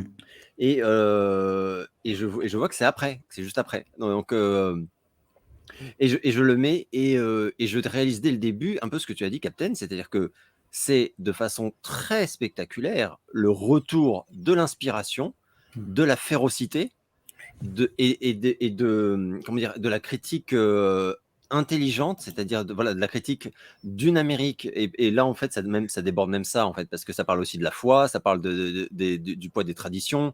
euh, et, mais à chaque fois, ça tape juste. Et tu as envie de te dire, ils ont rappelé des gens qui savent écrire, en fait, et qui savent aussi mener quelque chose. Parce qu'on retrouve cet équilibre entre des gags, le gag frontal, c'est-à-dire, j'ai envie de dire, voilà, c'est les quelques séquences qui sont cultissimes pour les Américains et qui sont des trucs qui te feraient hurler de rire une gamine de 5 ans. Parce que voilà, c'est visuel, c'est drôle. Ouais. Tu ne peux pas t'empêcher Ouais. d'exploser de rire, quoi. Et tu avais ça dans le premier. Mais et on n'a pas que ça. Et loin de là, c'est presque d'ailleurs des petites bouffées d'air, en fait, pour faire passer la pilule de tout le reste. Et où le reste, c'est de l'écriture. Et en fait, c'est des répliques. Et les répliques qui font mal, qui font super mal. Et la soirée, enfin, on va pas. Moi, ce que j'adorerais, c'est qu'en fait, on donne envie à des gens de découvrir ces films. Oui. Ah oui, clairement. Et Ouais. donc de pas non plus trop, je voudrais pas trop citer les trucs qui sont les plus percutants, mais croyez-nous, ça tape très très fort et mais c'est réellement à hurler de rire, pour peu que on ait une forme de conscience de notre propre côté pathétique, enfin Oui. parce qu'en fait on est tous critiqués dans ce film, comme on l'était tous un peu dans le premier. Mais là, de mon point de vue, il va presque plus loin, en fait. Ah ouais. Parce que bah, ça touche aussi, et enfin, il se moque aussi, voilà, de la magie de Noël. Et Dieu sait qu'aux États-Unis, la magie de Noël, tu rigoles pas avec.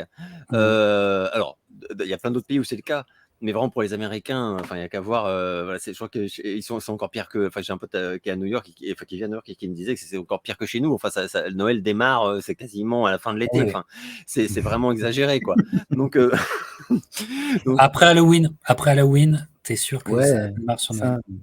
voilà, mais on s'en approche d'ailleurs en France, on commence un peu, en tout cas au niveau des commerces, ça devient vraiment n'importe quoi et ça Ah ouais. devient un peu comme ça. Mais il y a et on retrouve et alors, oui, et un autre truc, c'est que on retrouve un Chevy Chase qui est heureux. Enfin, le sentiment que moi j'ai, c'est-à-dire qu'on le sent à nouveau heureux parce qu'il a un matériau qui est de qualité. Donc, il a de quoi à nouveau s'exprimer, enfin exprimer tous ses talents. Moi, c'est un mec que je trouve Talent physique. on talent- sait C'est très ça, bien ouais. toutes les casseroles qui se traînent comme acteur mal aimable, difficile. Enfin voilà, c'est vraiment pas un mec que tout Hollywood a aimé ou aime encore. Mais moi, je m'en fiche un peu. C'est pas mon voisin. C'est un mec qui m'a proposé des films. Et les films, mais merde quoi. Enfin, et le type était vraiment très très fort quand même. Ouais. Dès lors on lui donnait un peu le minimum pour voler de ses ailes, quoi. Et dans celui-ci, il y a des échanges qui sont tellement trash, mais pas trash comme pas trash facile. Voilà, c'est ça que je veux dire. C'est que c'est pas quand c'est trash, c'est pas trash comme certains films des années 90 qui sont trash, mais c'est évident. Enfin voilà, dès le pitch, tu dis oh putain. Enfin tu vois, bon bref. Et là, c'est pas ça du tout. C'est beaucoup plus malin que ça. Et c'est beaucoup plus. Et on retombe d'ailleurs dans ce que décrivait très bien Mathieu tout à l'heure, c'est-à-dire que comme le premier, on se retrouve face à une critique de société, vraiment quoi, de la nature humaine, mais vraiment de la société, vraiment. Portrait acerbe, Et c'est totalement fort. acerbe. C'est très fort, tout à c'est fait. très maîtrisé, c'est très fort. Sur la Et c'est très petite. drôle, c'est Ouais. très très drôle. Enfin, je veux pas non plus donner l'impression que c'est juste intelligemment fait. C'est à hurler de rire, hein, honnêtement. hein. Ah non, mais c'est un cocktail totalement improbable parce que c'est des portraits acerbes, notamment le cousin qui vient encore profiter, tu vois, tu vois, et tout. D'ailleurs, il y a Rien que le fait de revoir sa tronche à ce personnage-là, c'est déjà Randy drôle. Quaid. Ouais, Randy Randy Quaid. Quaid. Renseignez-vous sur Randy Quaid, c'est une sacrée histoire. Et c'est un portrait encore de la middle class où il tape juste. Et par exemple, Chevy, il sauve jamais son personnage, Chevy, tu vois. Et d'ailleurs, Quentin Tarantino expliquait chez Joe Rogan la différence entre les films de Bill Murray et les films de Chevy Chase. Et je trouve qu'il a totalement raison. Wow, Chevy cherche... intéressant. Tu peux retrouver facilement sur YouTube. Mhm. Je me demande si je te l'ai pas déjà envoyé, Alex. Me connaissant, j'ai dû te l'envoyer. Mais Tarantino, ok. Tarantino, qui chez Joe Rogan, fait une démonstration, mais vraiment exemplaire, universitaire presque, entre les films de Bill Murray et les films de Chevy Chase, et pourquoi il préfère les films de Chevy Chase. Ok, Je vous ça, laisserai me souviens. écouter. Oui, Ouais. effectivement, tu l'as envoyé. Parce que Chevy, c'est quand même un mec qui n'est omnibulé qu'une chose, c'est son bonus de fin d'année, tu vois. Et voilà, et parce que il est son personnage, le Clark Griswold, il l'a tellement lui que c'est génial. Et en même temps, c'est un cocktail improbable parce que comme je vous disais, c'est une critique acerbe, c'est des portraits acerbes, et parfois tu as des sorties du film qui normalement tu dis putain, qu'est-ce que je regarde, mais ça colle. Par exemple, C'est ça. toute la décoration de la maison par Chevy, qui a un humour presque à la Buster Keaton, tu vois. Ah oui, oui. Et, Ouais, c'est vrai. voilà. Et puis Chevy, il a un visage. Enfin, comme le disait Alex, tu sais, c'est le genre de mec, tu l'aimes ou tu l'aimes pas, mais quand tu l'aimes, t'adores sa tête, quoi. Sa tête te fait Ouais, rire, c'est ça. tu vois. Quand C'est sa ça. tête te fait rire. Sa tête, c'est un monde. C'est un monde, c'est une histoire, sa tête, tu vois. Mais alors, la tête de Chevy, alors du personnage plutôt Clark, quand il arrive à ce que les lumières arrivent enfin à éclairer la maison, tu sais, cette tête, mais je pourrais la regarder des heures. Mais je pourrais la regarder des heures, tu vois. Bref, j'adore ce film, Mathieu. Oui, bah oui, effectivement, oui. Pour moi, ce film-là, c'est presque, comme je disais tout à l'heure par rapport à Rambo et le premier Vacation. Là, celui-ci répond directement au premier Vacation. Premier Vacation, c'est un film qui est en mouvement, ils bougent, ils vont d'un point A à un point B. Celui-ci, il reste que au point A. C'est un film qui est statique dans un huis clos, dans une seule maison, qui se déroule dans une unité de lieu et de temps qui est très brève, qui est beaucoup plus brève que le premier, si je me souviens bien. C'est sur 2 jours, peut-être le troisième. Le premier, c'est sur 15 jours, un truc comme ça. Ouais. Et mais par contre, toute la structure du premier, on la retrouve parce que tu vois, on parlait tout à l'heure de ce parc fermé quand ils arrivent. Mais à la fin, quand il reçoit sa lettre et qu'il pense avoir son bonus et qu'en fait c'est une connerie, enfin je sais plus ce que c'est exactement, mais c'est pas du tout ça, et c'est juste en gros pour dire bah merci et bonne fête de fin d'année à toute notre équipe, tu vois, il y avait rien de plus. C'est ça en fait, et ça vrille pareil puisque derrière ça finit en prise d'otage. Enfin voilà, bon, je spoil, je suis désolé, mais vous irez voir, et c'est de toute façon ça reste un régal malgré tout. Mais ouais, non, je pense que le film est effectivement, comme le disait Alex, un commentaire effectivement sur la famille aussi, sur la famille américaine de ce moment-là, sur le poids des traditions et le poids de Noël, comme tu disais, qui est ultra prégnant dans la culture moderne américaine, enfin contemporaine américaine. C'est moi, je peux vous dire, tu vois, même au Canada, je peux vous dire, comment dire, avec les enfants, on va voir les lumières de Noël. C'est-à-dire qu'il y a des parcs qui font des lumières, mais aussi dans des quartiers, il y a encore des maisons qui s'amusent à décorer. Alors, pas au niveau de Chevy, parce que c'est juste impossible, mais et tu t'amuses à aller regarder dans le quartier les maisons comme ça. Et c'est un jeu, tu vois. Mais pour te dire à quel point le film, il prend vraiment aucune pincette avec à la fois ce qu'il lui raconte et aussi ce qu'il est lui-même, c'est-à-dire parler de la famille, de la classe moyenne. Quand ils sont tous réunis à table à un moment donné, là, et que tu te dis c'est bon, le moment des festivités va commencer, bah, c'est un silence de mort autour de la table. Ils n'ont rien à se dire. Et c'est ça que je trouve incroyable, c'est que même quand l'enjeu, le dénouement est Et arrivé, là, tu as que l'impression de normalement, tu te dis, revivre ton propre Noël en famille, tu vois. mais ouais, Voilà. c'est un peu ça, ouais. C'est ça. Et c'est là que tu te dis, putain, il va loin quand même. Et en fait, c'est pas comme disait Alex, c'est pas de l'humour brutal qui va te faire rire sur le moment, mais dont il y aura rien derrière. Ça va être très vite vide, en fait. Là, il y a un humour beaucoup plus subtil qui va se jouer dans le non-dit, dans la petite réplique, dans le regard. Et effectivement, il y a le côté Buster Keaton avec la lumière et tout ça, le fait qu'il y a des problèmes de raccordement, des courts-circuits, des choses comme ça. Ça, ok. Mais ça, c'est encore une fois les petites pépites qui te permettent vraiment d'encaisser le coup des grosses scènes où vraiment il y a un arrière-goût assez punk et assez dur à encaisser. Voilà, c'est pour que la pilule passe mieux. Et c'est en ce sens vraiment que je trouve que ce film-là n'est pas aussi novateur que le premier, parce que le premier reste le premier. Mais je trouve que la réponse au premier, elle est impeccable. C'est la meilleure suite qu'on pouvait imaginer pour un tel film. Et c'est peut-être, s'il fallait vraiment en garder que deux, ça serait celui-là et le premier. Oui. Ah oui, c'est deux cultes classiques, tout à fait. Ah ouais. Et c'est ce que le public a fait d'ailleurs. C'est les deux qui restent, évidemment. C'est vrai. En 89. Et n'oubliez pas que Chris Columbus aurait dû faire ce film, mais c'est Chevy qui a mis son veto à John Hughes. Il a dit non, ça sera pas lui, ça sera un autre. Ils ont pris un faiseur, parce que c'était son premier film aussi. Mais bref, Chris Columbus, Chevy, il l'a dans le nez à cause de ça. Mais bref, il se rattrapera un an plus tard avec Home Alone. Voilà, non, mais film vraiment assez extraordinaire, parce que ils se permettent, c'est encore un film grand public, mais qui se permet la liberté de dire ce qu'il pense.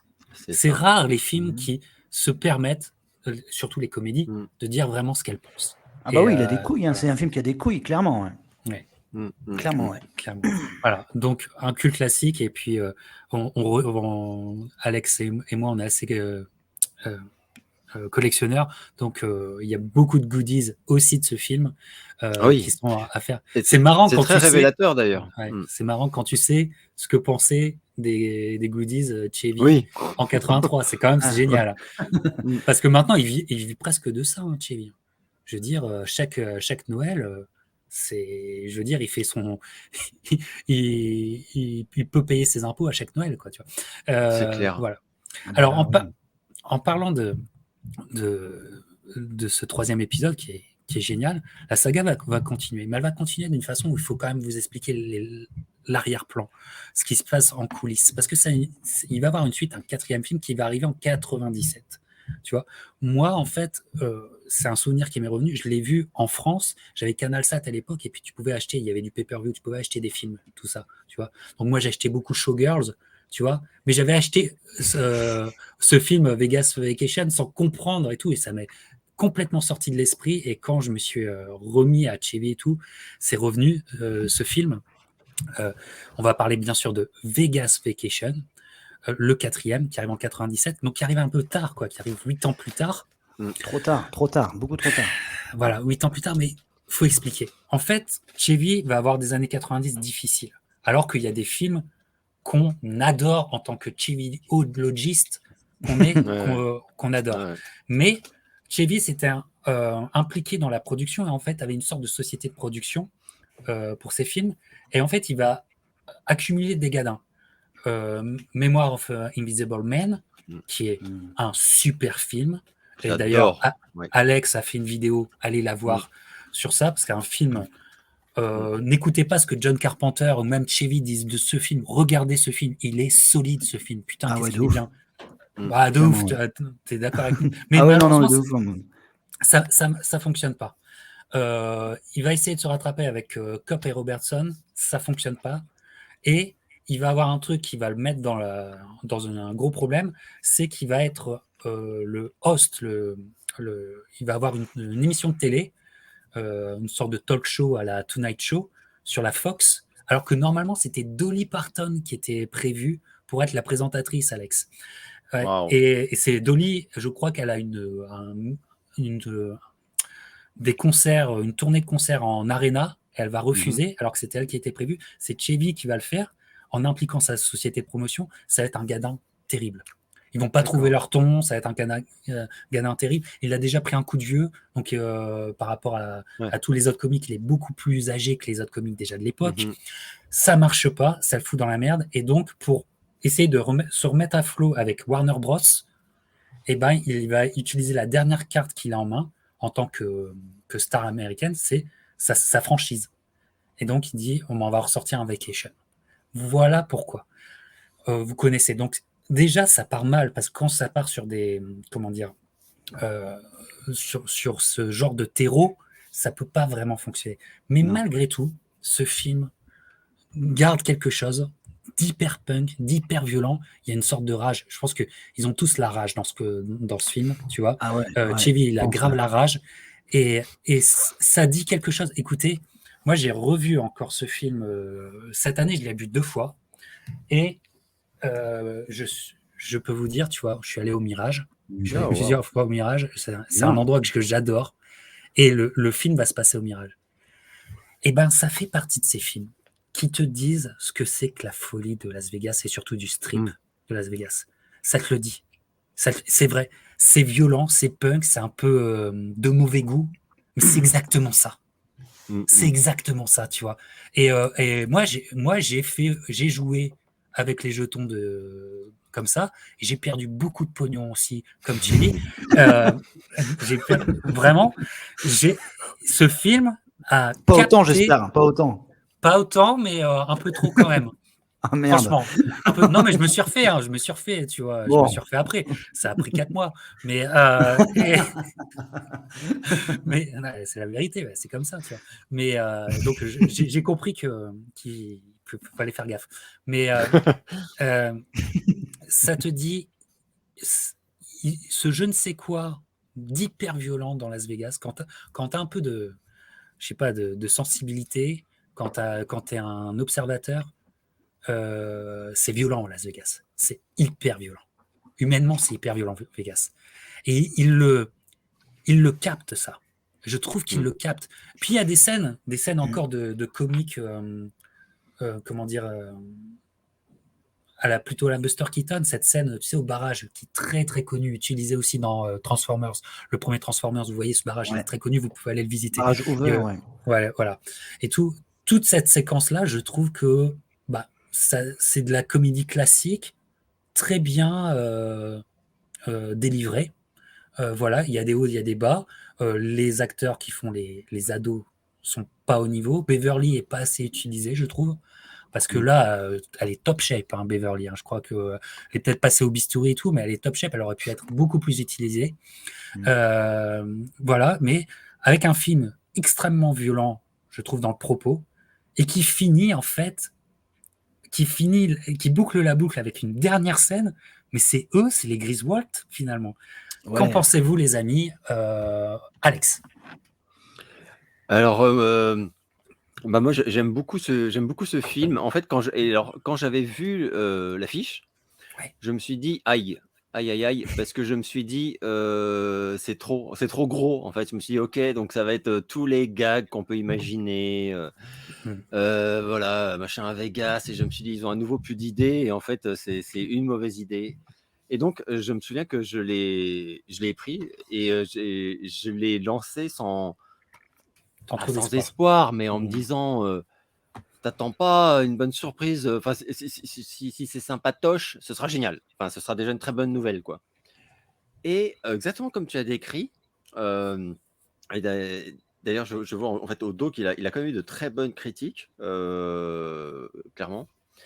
Mais en fait, j'ai assez vite, je me suis assez vite fait piéger par, à nouveau, en fait, c'est la violence de l'angle d'approche.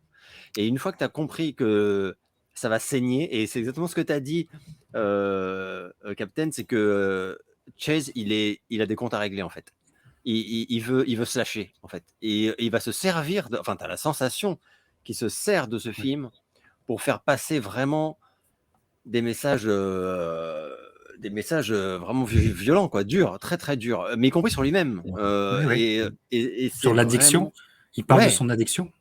voilà, et c'est tellement, ça sonne juste. En fait, tout sonne juste, et ça, tu t'en rends compte assez vite, je trouve. Hein. Et donc, passer le soulagement que ah bah putain, le film a l'air bon en fait. T'es à nouveau, en fait, t'es à nouveau un peu comme pour le premier et Christmas, t'es à nouveau un peu subjugué par l'audace parce que ça va très loin. Et pareil, je veux pas trop spoiler, mais enfin, il y a quand même ce membre de Casino qui développe une relation très particulière avec Clark. Et c'est à hurler de rire, mais c'est terrifiant et c'est tellement malin comme idée. Enfin, et tu te marres et tu te dis, en même temps, tu te dis, c'est atroce, faites que ça cesse. Enfin, tu sais, c'est comme un cauchemar, quoi. Et le film, et là, tu te dis, le film est génial. Et parce qu'en plus, je trouve que les persos sont tous très bien exploités. À part, tu as tout à fait raison que son épouse est sous-exploitée.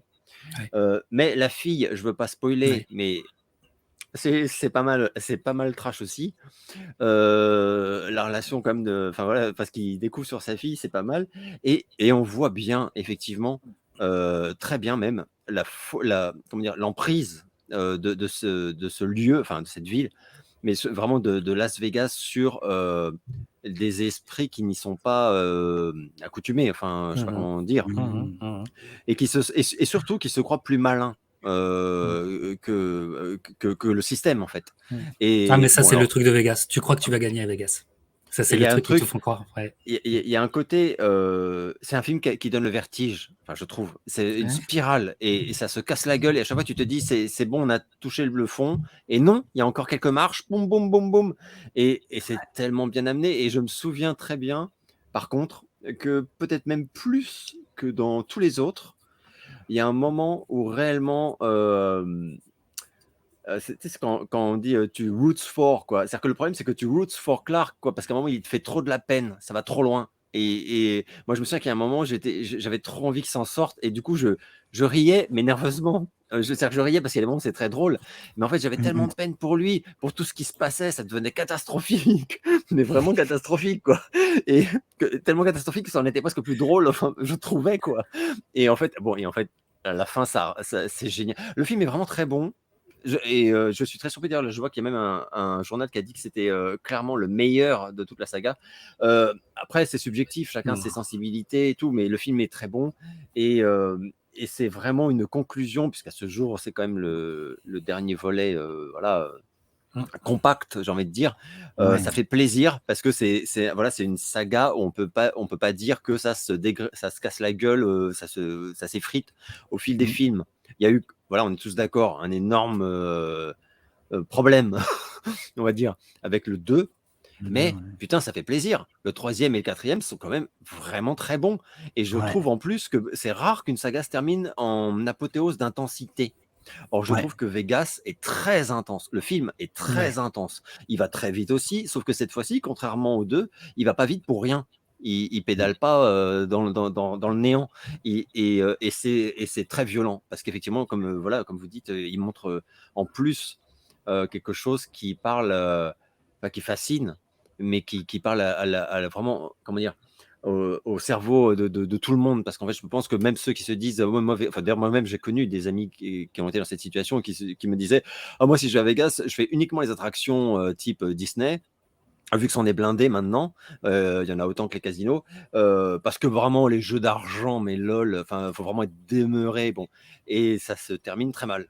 Parce qu'évidemment, oui, mais tu n'as pas compris toutes les armes qui sont déployées pour t'y mener, Tout à fait. et l'intelligence de ces gens, enfin, une fois de plus, hein, donc bon, donc c'est voilà, et le film il n'est pas que drôle. Là, on retrouve la qualité en fait des autres Vacation, à part le 2e, c'est-à-dire que c'est un film à se pisser de rire, que tu peux regarder bourré à 2h du mat et tu vas juste te marrer, mais c'est un film qui te propose beaucoup plus, mais beaucoup plus, et c'est génial, ça fait plaisir.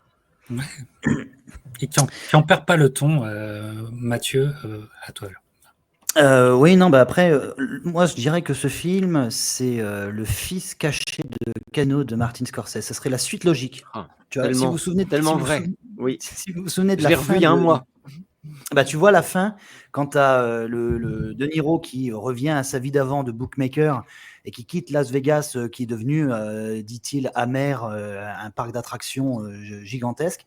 dès que le film s'ouvre, Vegas Vacation, moi j'ai eu l'impression de me dire putain, je suis dans la suite de Casino, tu vois. On a oublié De Niro. De Niro est parti faire sa vie, et là maintenant on va se plonger dans ce nouveau Las Vegas qui Tout à fait. finalement passé d'une mafia presque localisée, un peu artisanale, à une mafia industrielle Ah ouais. ultra consumériste et tout ça. Et en fait, on va plonger dedans, et sauf que les victimes, ce seront les personnages de la saga Vacation, quoi. Et c'est à travers eux que tout va se passer.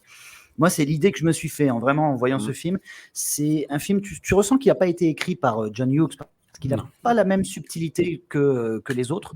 Mais par contre, c'est un film, comme tu disais, qui a la rage, qui est en colère. Enfin, ils vont mener cette famille, plutôt que de critiquer, on va dire, l'Amérique, mais de manière presque douce amère dans les autres films. Là, ça va être vraiment au forceps. C'est-à-dire, on va les mettre dans une situation, dans la sale Amérique, l'Amérique consumériste, celle qui va vous prendre votre blé et qui va vous détruire. Et vous allez voir, cette famille, elle va être consumée par le vice. Et c'est normal, au milieu du film, à un moment donné, la famille, elle est éclatée en 4. Il y a les 4 membres de la famille qui sont chacun de leur côté, et sont tous les 4 corrompus. Enfin, ce passage-là, il est incroyable dans le film. Et puis bon, pour tout ça, pour la finalité finalement, qui est complètement pétée. Alors là, pour le coup, je vais essayer de pas spoiler, mais vraiment la finalité, tu te dis bon, ils s'en sortent par un twist, mais c'est pas un twist qui leur rend vraiment honneur à l'arrivée quand même. Non, mais ils sauvent pas les personnages. Mais par contre, le plan de fin, c'est finalement le désir qu'avait Clark Griswold depuis le début de la saga, quand il achète la voiture au début. Ouais, c'est ça, la boucle est bouclée. Mais la boucle est bouclée, en fait. Série à la con, tu vois, tu te dis tout ça pour ça. Et finalement, le film se termine avec un doigt d'honneur, quoi, pour toi, et tu te dis, qu'est-ce que tu as tenté de plus? C'est des personnages qui sont comme ça, on les a caractérisés comme ça. La finalité, elle ne peut aller que là, en fait, finalement. Donc, mais ouais, le film, il est brutal. Le film est vraiment brutal. Vraiment brutal, avec une scène.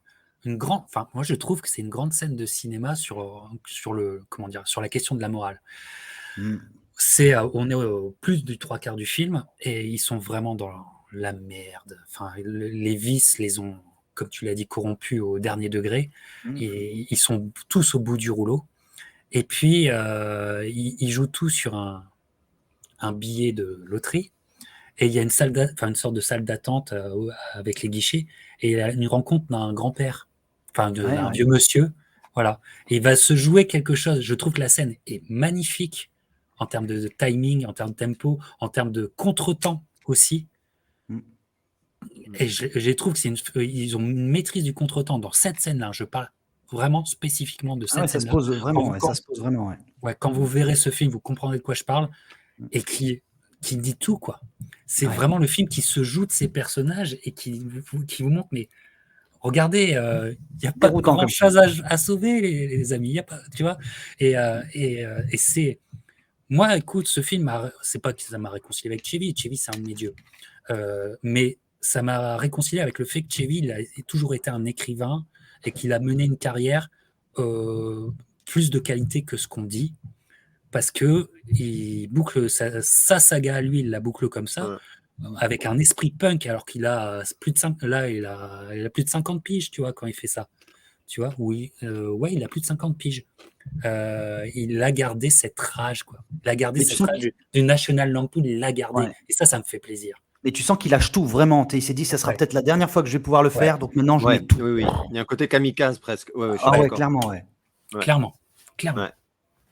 Et après, de toute façon, ça explosera en plein vol, le Chevy, effectivement. Mais, écoute, dans une franchise, ils ont tous des franchises, les stars américaines, mais sur 4 films, tu en as 2 cultes classiques et 1 solide. Tu as réussi ta franchise. Ouais, c'est ça. Tu pardonnes l'écart de conduite du 2, tu pardonnes. Voilà.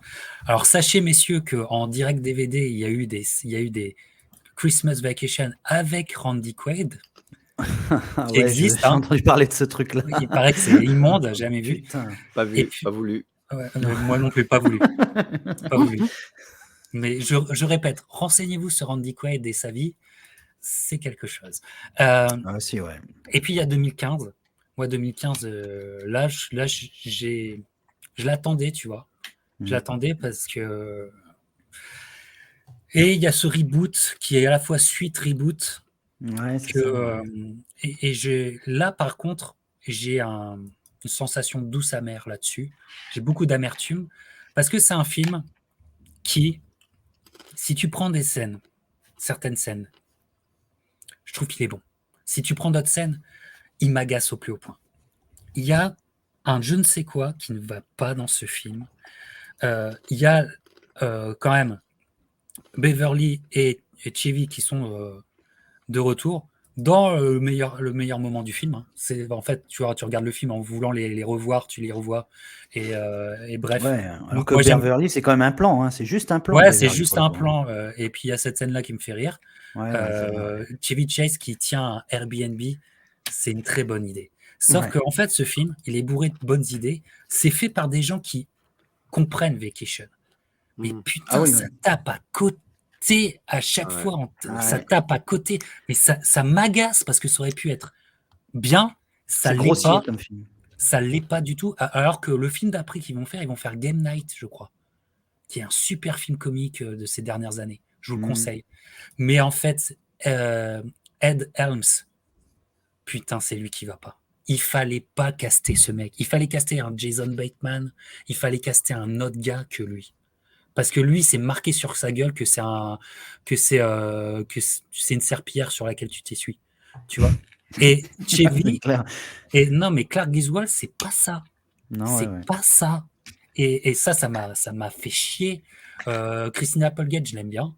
Mais alors, Ed, ça me fait chier sur ce reboot. Quel est votre avis là-dessus? Mais j'ai les boules. Vas-y, Alex, vas-y. En fait, j'en ai très peu de souvenirs. Je sais que je l'ai vu. Je m'attendais à une telle purge. Enfin, moi, contrairement à toi, j'avais vraiment aucun espoir. Donc, je pensais que ce serait juste une insulte à ma petite saga. Mais t'as vu les échos avant de le voir? T'as vu les échos du film?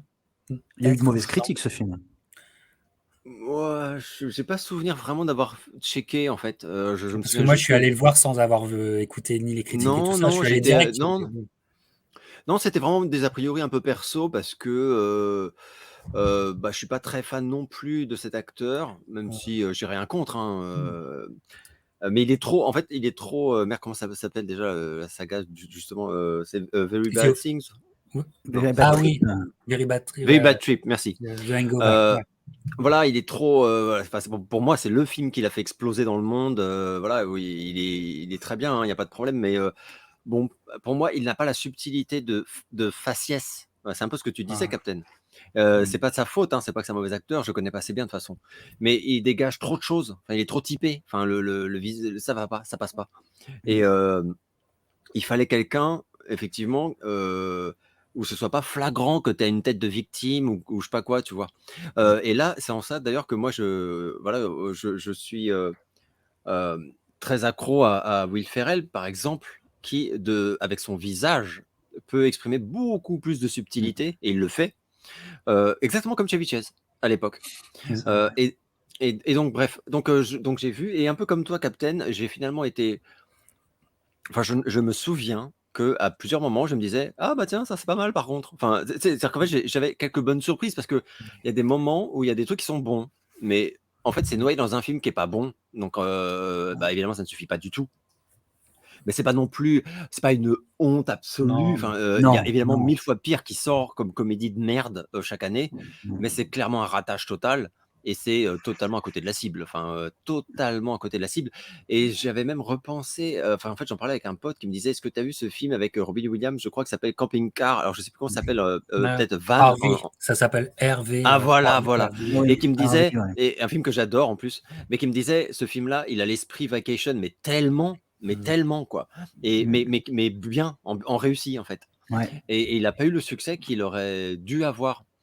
Et je me dis, et parce qu'on voilà, on comparait avec ce reboot machin, et je me disais, ouais, t'as raison en fait, Harvey est bien est une bonne comédie à la National Lampoon.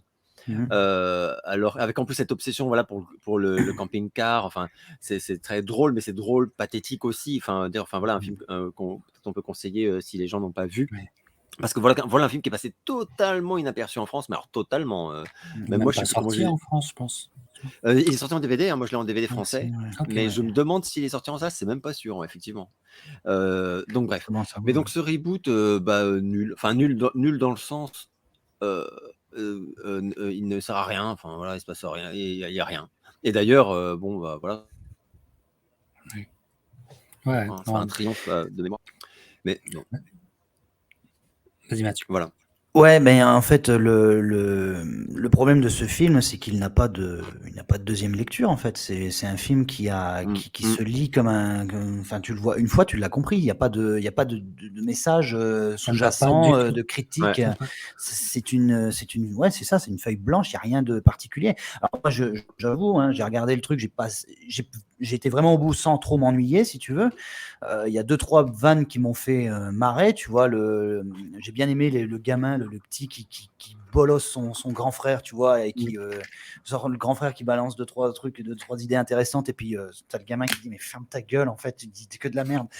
Et Ouais, mais pour moi, c'est un voilà. des problèmes, Mathieu. C'est un Parce film qui est que grossier. C'est un film qui est grossier, par ouais, contre. C'est c'est ça, un moi, ce film. que je voulais en venir. Voilà. Ouais, Si pas tu faux. veux, je voulais en venir là-dessus. C'est que c'est des moments, tu vois, qui m'ont fait marrer, mais peut-être parce que c'est sur mon humour, tu vois, ça va être un moment Mm. qui va me parler, tu vois, mais c'est juste ça, tu vois, ou alors l'autre, là, qui pète un plomb, le moniteur de canoë, Ah, sa ça, j'ai femme le aimé ça. quitte. Ça, Et j'ai aimé. ça, c'était drôle parce que tu le vis le truc avec lui, mais parce que c'est enfin moi, je l'ai vraiment ressenti comme genre le gars qui me fait une vanne et ça me fait marrer. Mais il n'y a pas de contexte, il n'y a pas de deuxième lecture à avoir, c'est juste Ah. la vanne qui me fait marrer parce qu'elle est un peu inattendue et tout ça. Mais sinon, oui, dans ce que je disais, c'est un film qui, selon moi, est un film grossier, c'est-à-dire qu'à un moment donné, on va trop loin, tu vois, avec le personnage de Chris Hemsworth, putain. C'est lourd, la lourdeur. Là, pour le coup, le mari de la sœur du coup Oui. de Griswold, c'est ce personnage-là qui est présentateur météo dans mon souvenir. Enfin, c'est un personnage qui, tu vois, c'est de l'humour en fait, si tu veux, américain de base, mais grossier qu'on a vu 1000 fois et qui En n'a plus, pas ouais. eu la substance. Enfin, on retrouve pas. Moi, j'ai pas eu le sentiment. J'ai eu le sentiment d'avoir un film qui s'appelait Vacation, qui me parlait à peu près de la même chose que le premier film, mais sans toutefois être lié ou associé de près ou de loin à l'écriture, à l'atmosphère. Enfin, c'est comme si j'étais dans une autre saga, dans un autre film ou dans une autre temporalité, dans un autre multivers, tu vois, comme c'est la mode en ce moment. Mais c'est pas la suite directe, tu vois. J'ai le personnage de Chevy Chase. Oui, effectivement, tu te dis, ah putain, c'est lui, on le reprend tel qu'il était après le 4, mais en fait, non, moi j'ai l'impression que c'est pas vraiment lui, tu vois, C'est vrai, il y a ça aussi. Chevy C'est vrai, Chase c'est qui vrai, c'est vrai. joue un personnage qui Mm. porte le même nom que lui, C'est mais qui n'est plus pas vraiment Chevy, lui. mais c'est pas Clark. Je suis d'accord avec toi. Ouais, c'est ça. Ouais. Donc c'est un film qui est pas désagréable, tu le regardes, tu peux même te trouver ton compte, hein. Il y a 2-3 blagues qui peuvent bien passer, mais on n'est plus vraiment dans Vacation parce qu'on n'a plus déjà cette seconde lecture qui faisait le charme du truc, parce qu'ils essayent en fait de reprendre à peu près la même trame que l'original, mais la classe moyenne américaine, comme on disait au début, elle n'est plus la même aujourd'hui qu'à l'époque, et donc tu peux plus reconstruire ce schéma-là à l'identique en fait. Le coup Non. du parc d'attractions, tout ça, ça ne marche plus en fait aujourd'hui. Non. Le coup du gîte, ça aurait pu fonctionner si on avait décidé de mettre le personnage de Chevy Chase en avant plus que les autres. Bon, visiblement, c'était pas le cas parce que pour tout un tas de raisons, mais ouais, je sais pas. En fait, c'est trop agressif, c'est trop grossier, Ouais.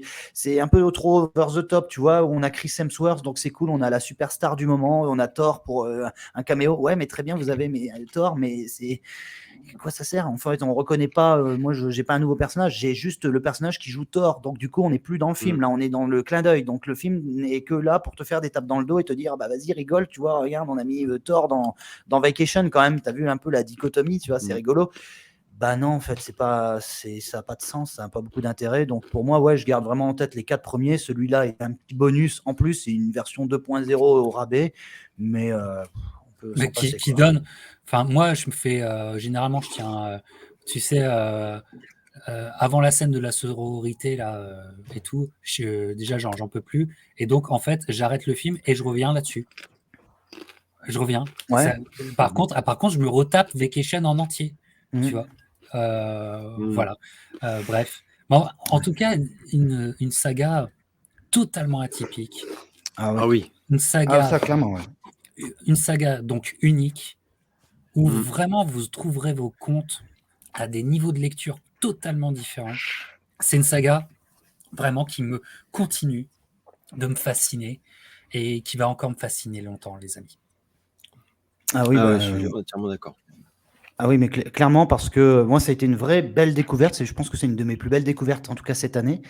Parce que, comme je disais au tout début, je ne connaissais pas du tout cette franchise. Je m'y intéressais pas non plus forcément. De nom, de très loin, tu vois. Je savais que ça Maintenant, existait. t'es dans la secte des chiviologistes. Mais maintenant, je suis Voilà, c'est rentré, ça. j'ai la carte de membre maintenant de la secte.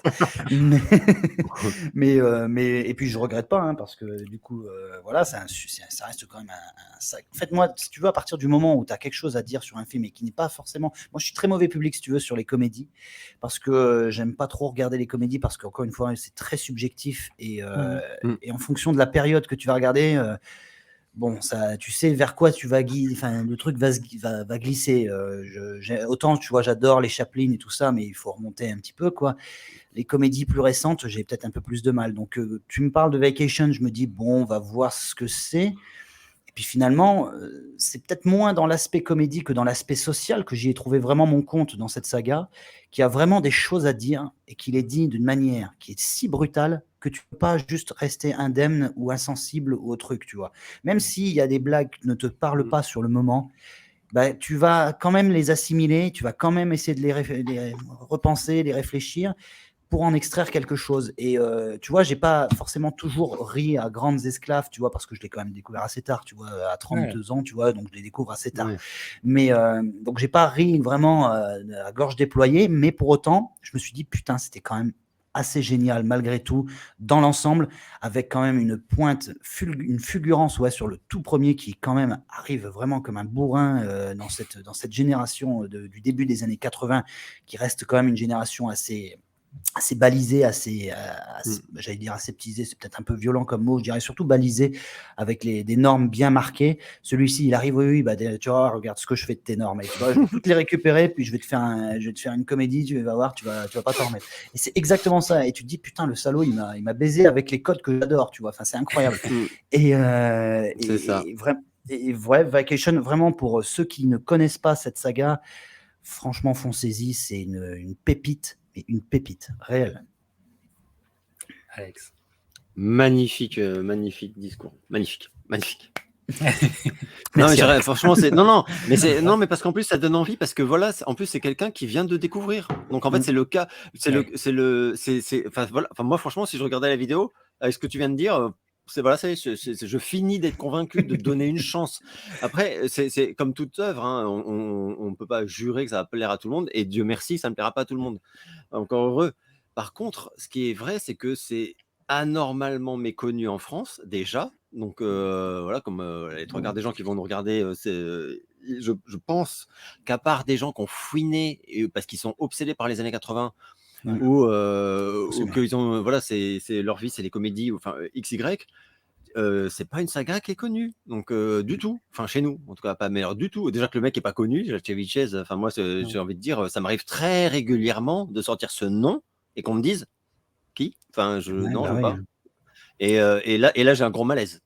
Et je dis non mais Fletch, et ils font Fletch, je sais pas ce que c'est. Et là, tu réalises qu'en fait, en France, on n'a défendu aucun de ces films. Donc en fait, oui, c'est très facile de pas connaître. En fait, c'est pas eux qui sont ignares. C'est qu'en fait, bah non, c'est voilà. Donc là, on essaye aussi un peu de pousser le truc en disant allez. parce que vraiment, ça le mérite. Et que c'est, je pense, assez mésestimé. Pas forcément sous-estimé, mais mésestimé.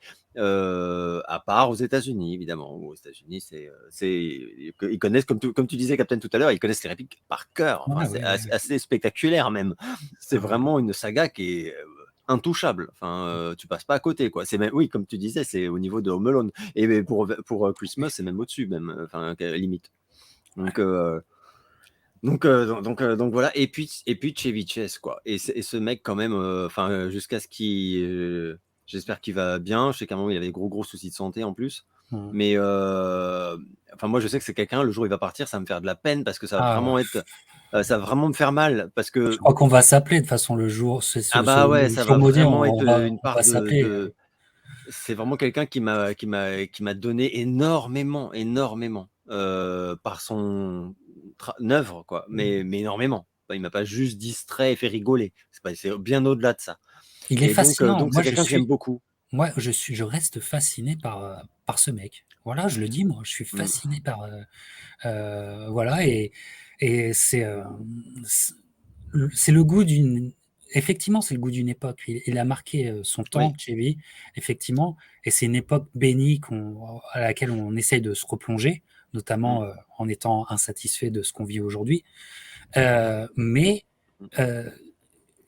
comment dire, moi, je vois l'histoire d'un punk, hein. J'ai dit ça plusieurs fois, mais vraiment, et c'est pas parce qu'il faisait pas de la musique qu'il était pas punk. Au contraire, je pense d'un punk qui l'est resté. Et il l'est resté violemment, d'ailleurs, dans son œuvre, dans son écriture. Et ça, j'apprécie énormément. Voilà. Bref, c'est un Hollywood qu'on a adoré. C'était, les amis, c'était notre émission spéciale Vacation.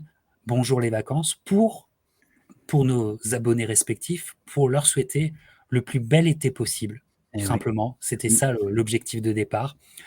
Passez cet été peut-être en découvrant cette saga, ça vous fera plaisir. Voilà, quand vous aurez trop chaud, regardez Christmas Vacation, comme ça vous aurez un petit peu de fraîcheur, évidemment. Mais en tout cas, si vous êtes des abonnés de Mathieu Blum officiel, si vous êtes des abonnés du Captain et si vous êtes des abonnés de La Fuite en vidéo, j'espère qu'on vous a convaincu. Vacation est à voir très très vite. Allez, portez-vous bien. Bonnes vacances à toi, Alex. Bonnes vacances à toi, Mathieu. Bonnes vacances à vous, les amis. Et bonnes vacances à vous. Ciao. À très bientôt. Salut.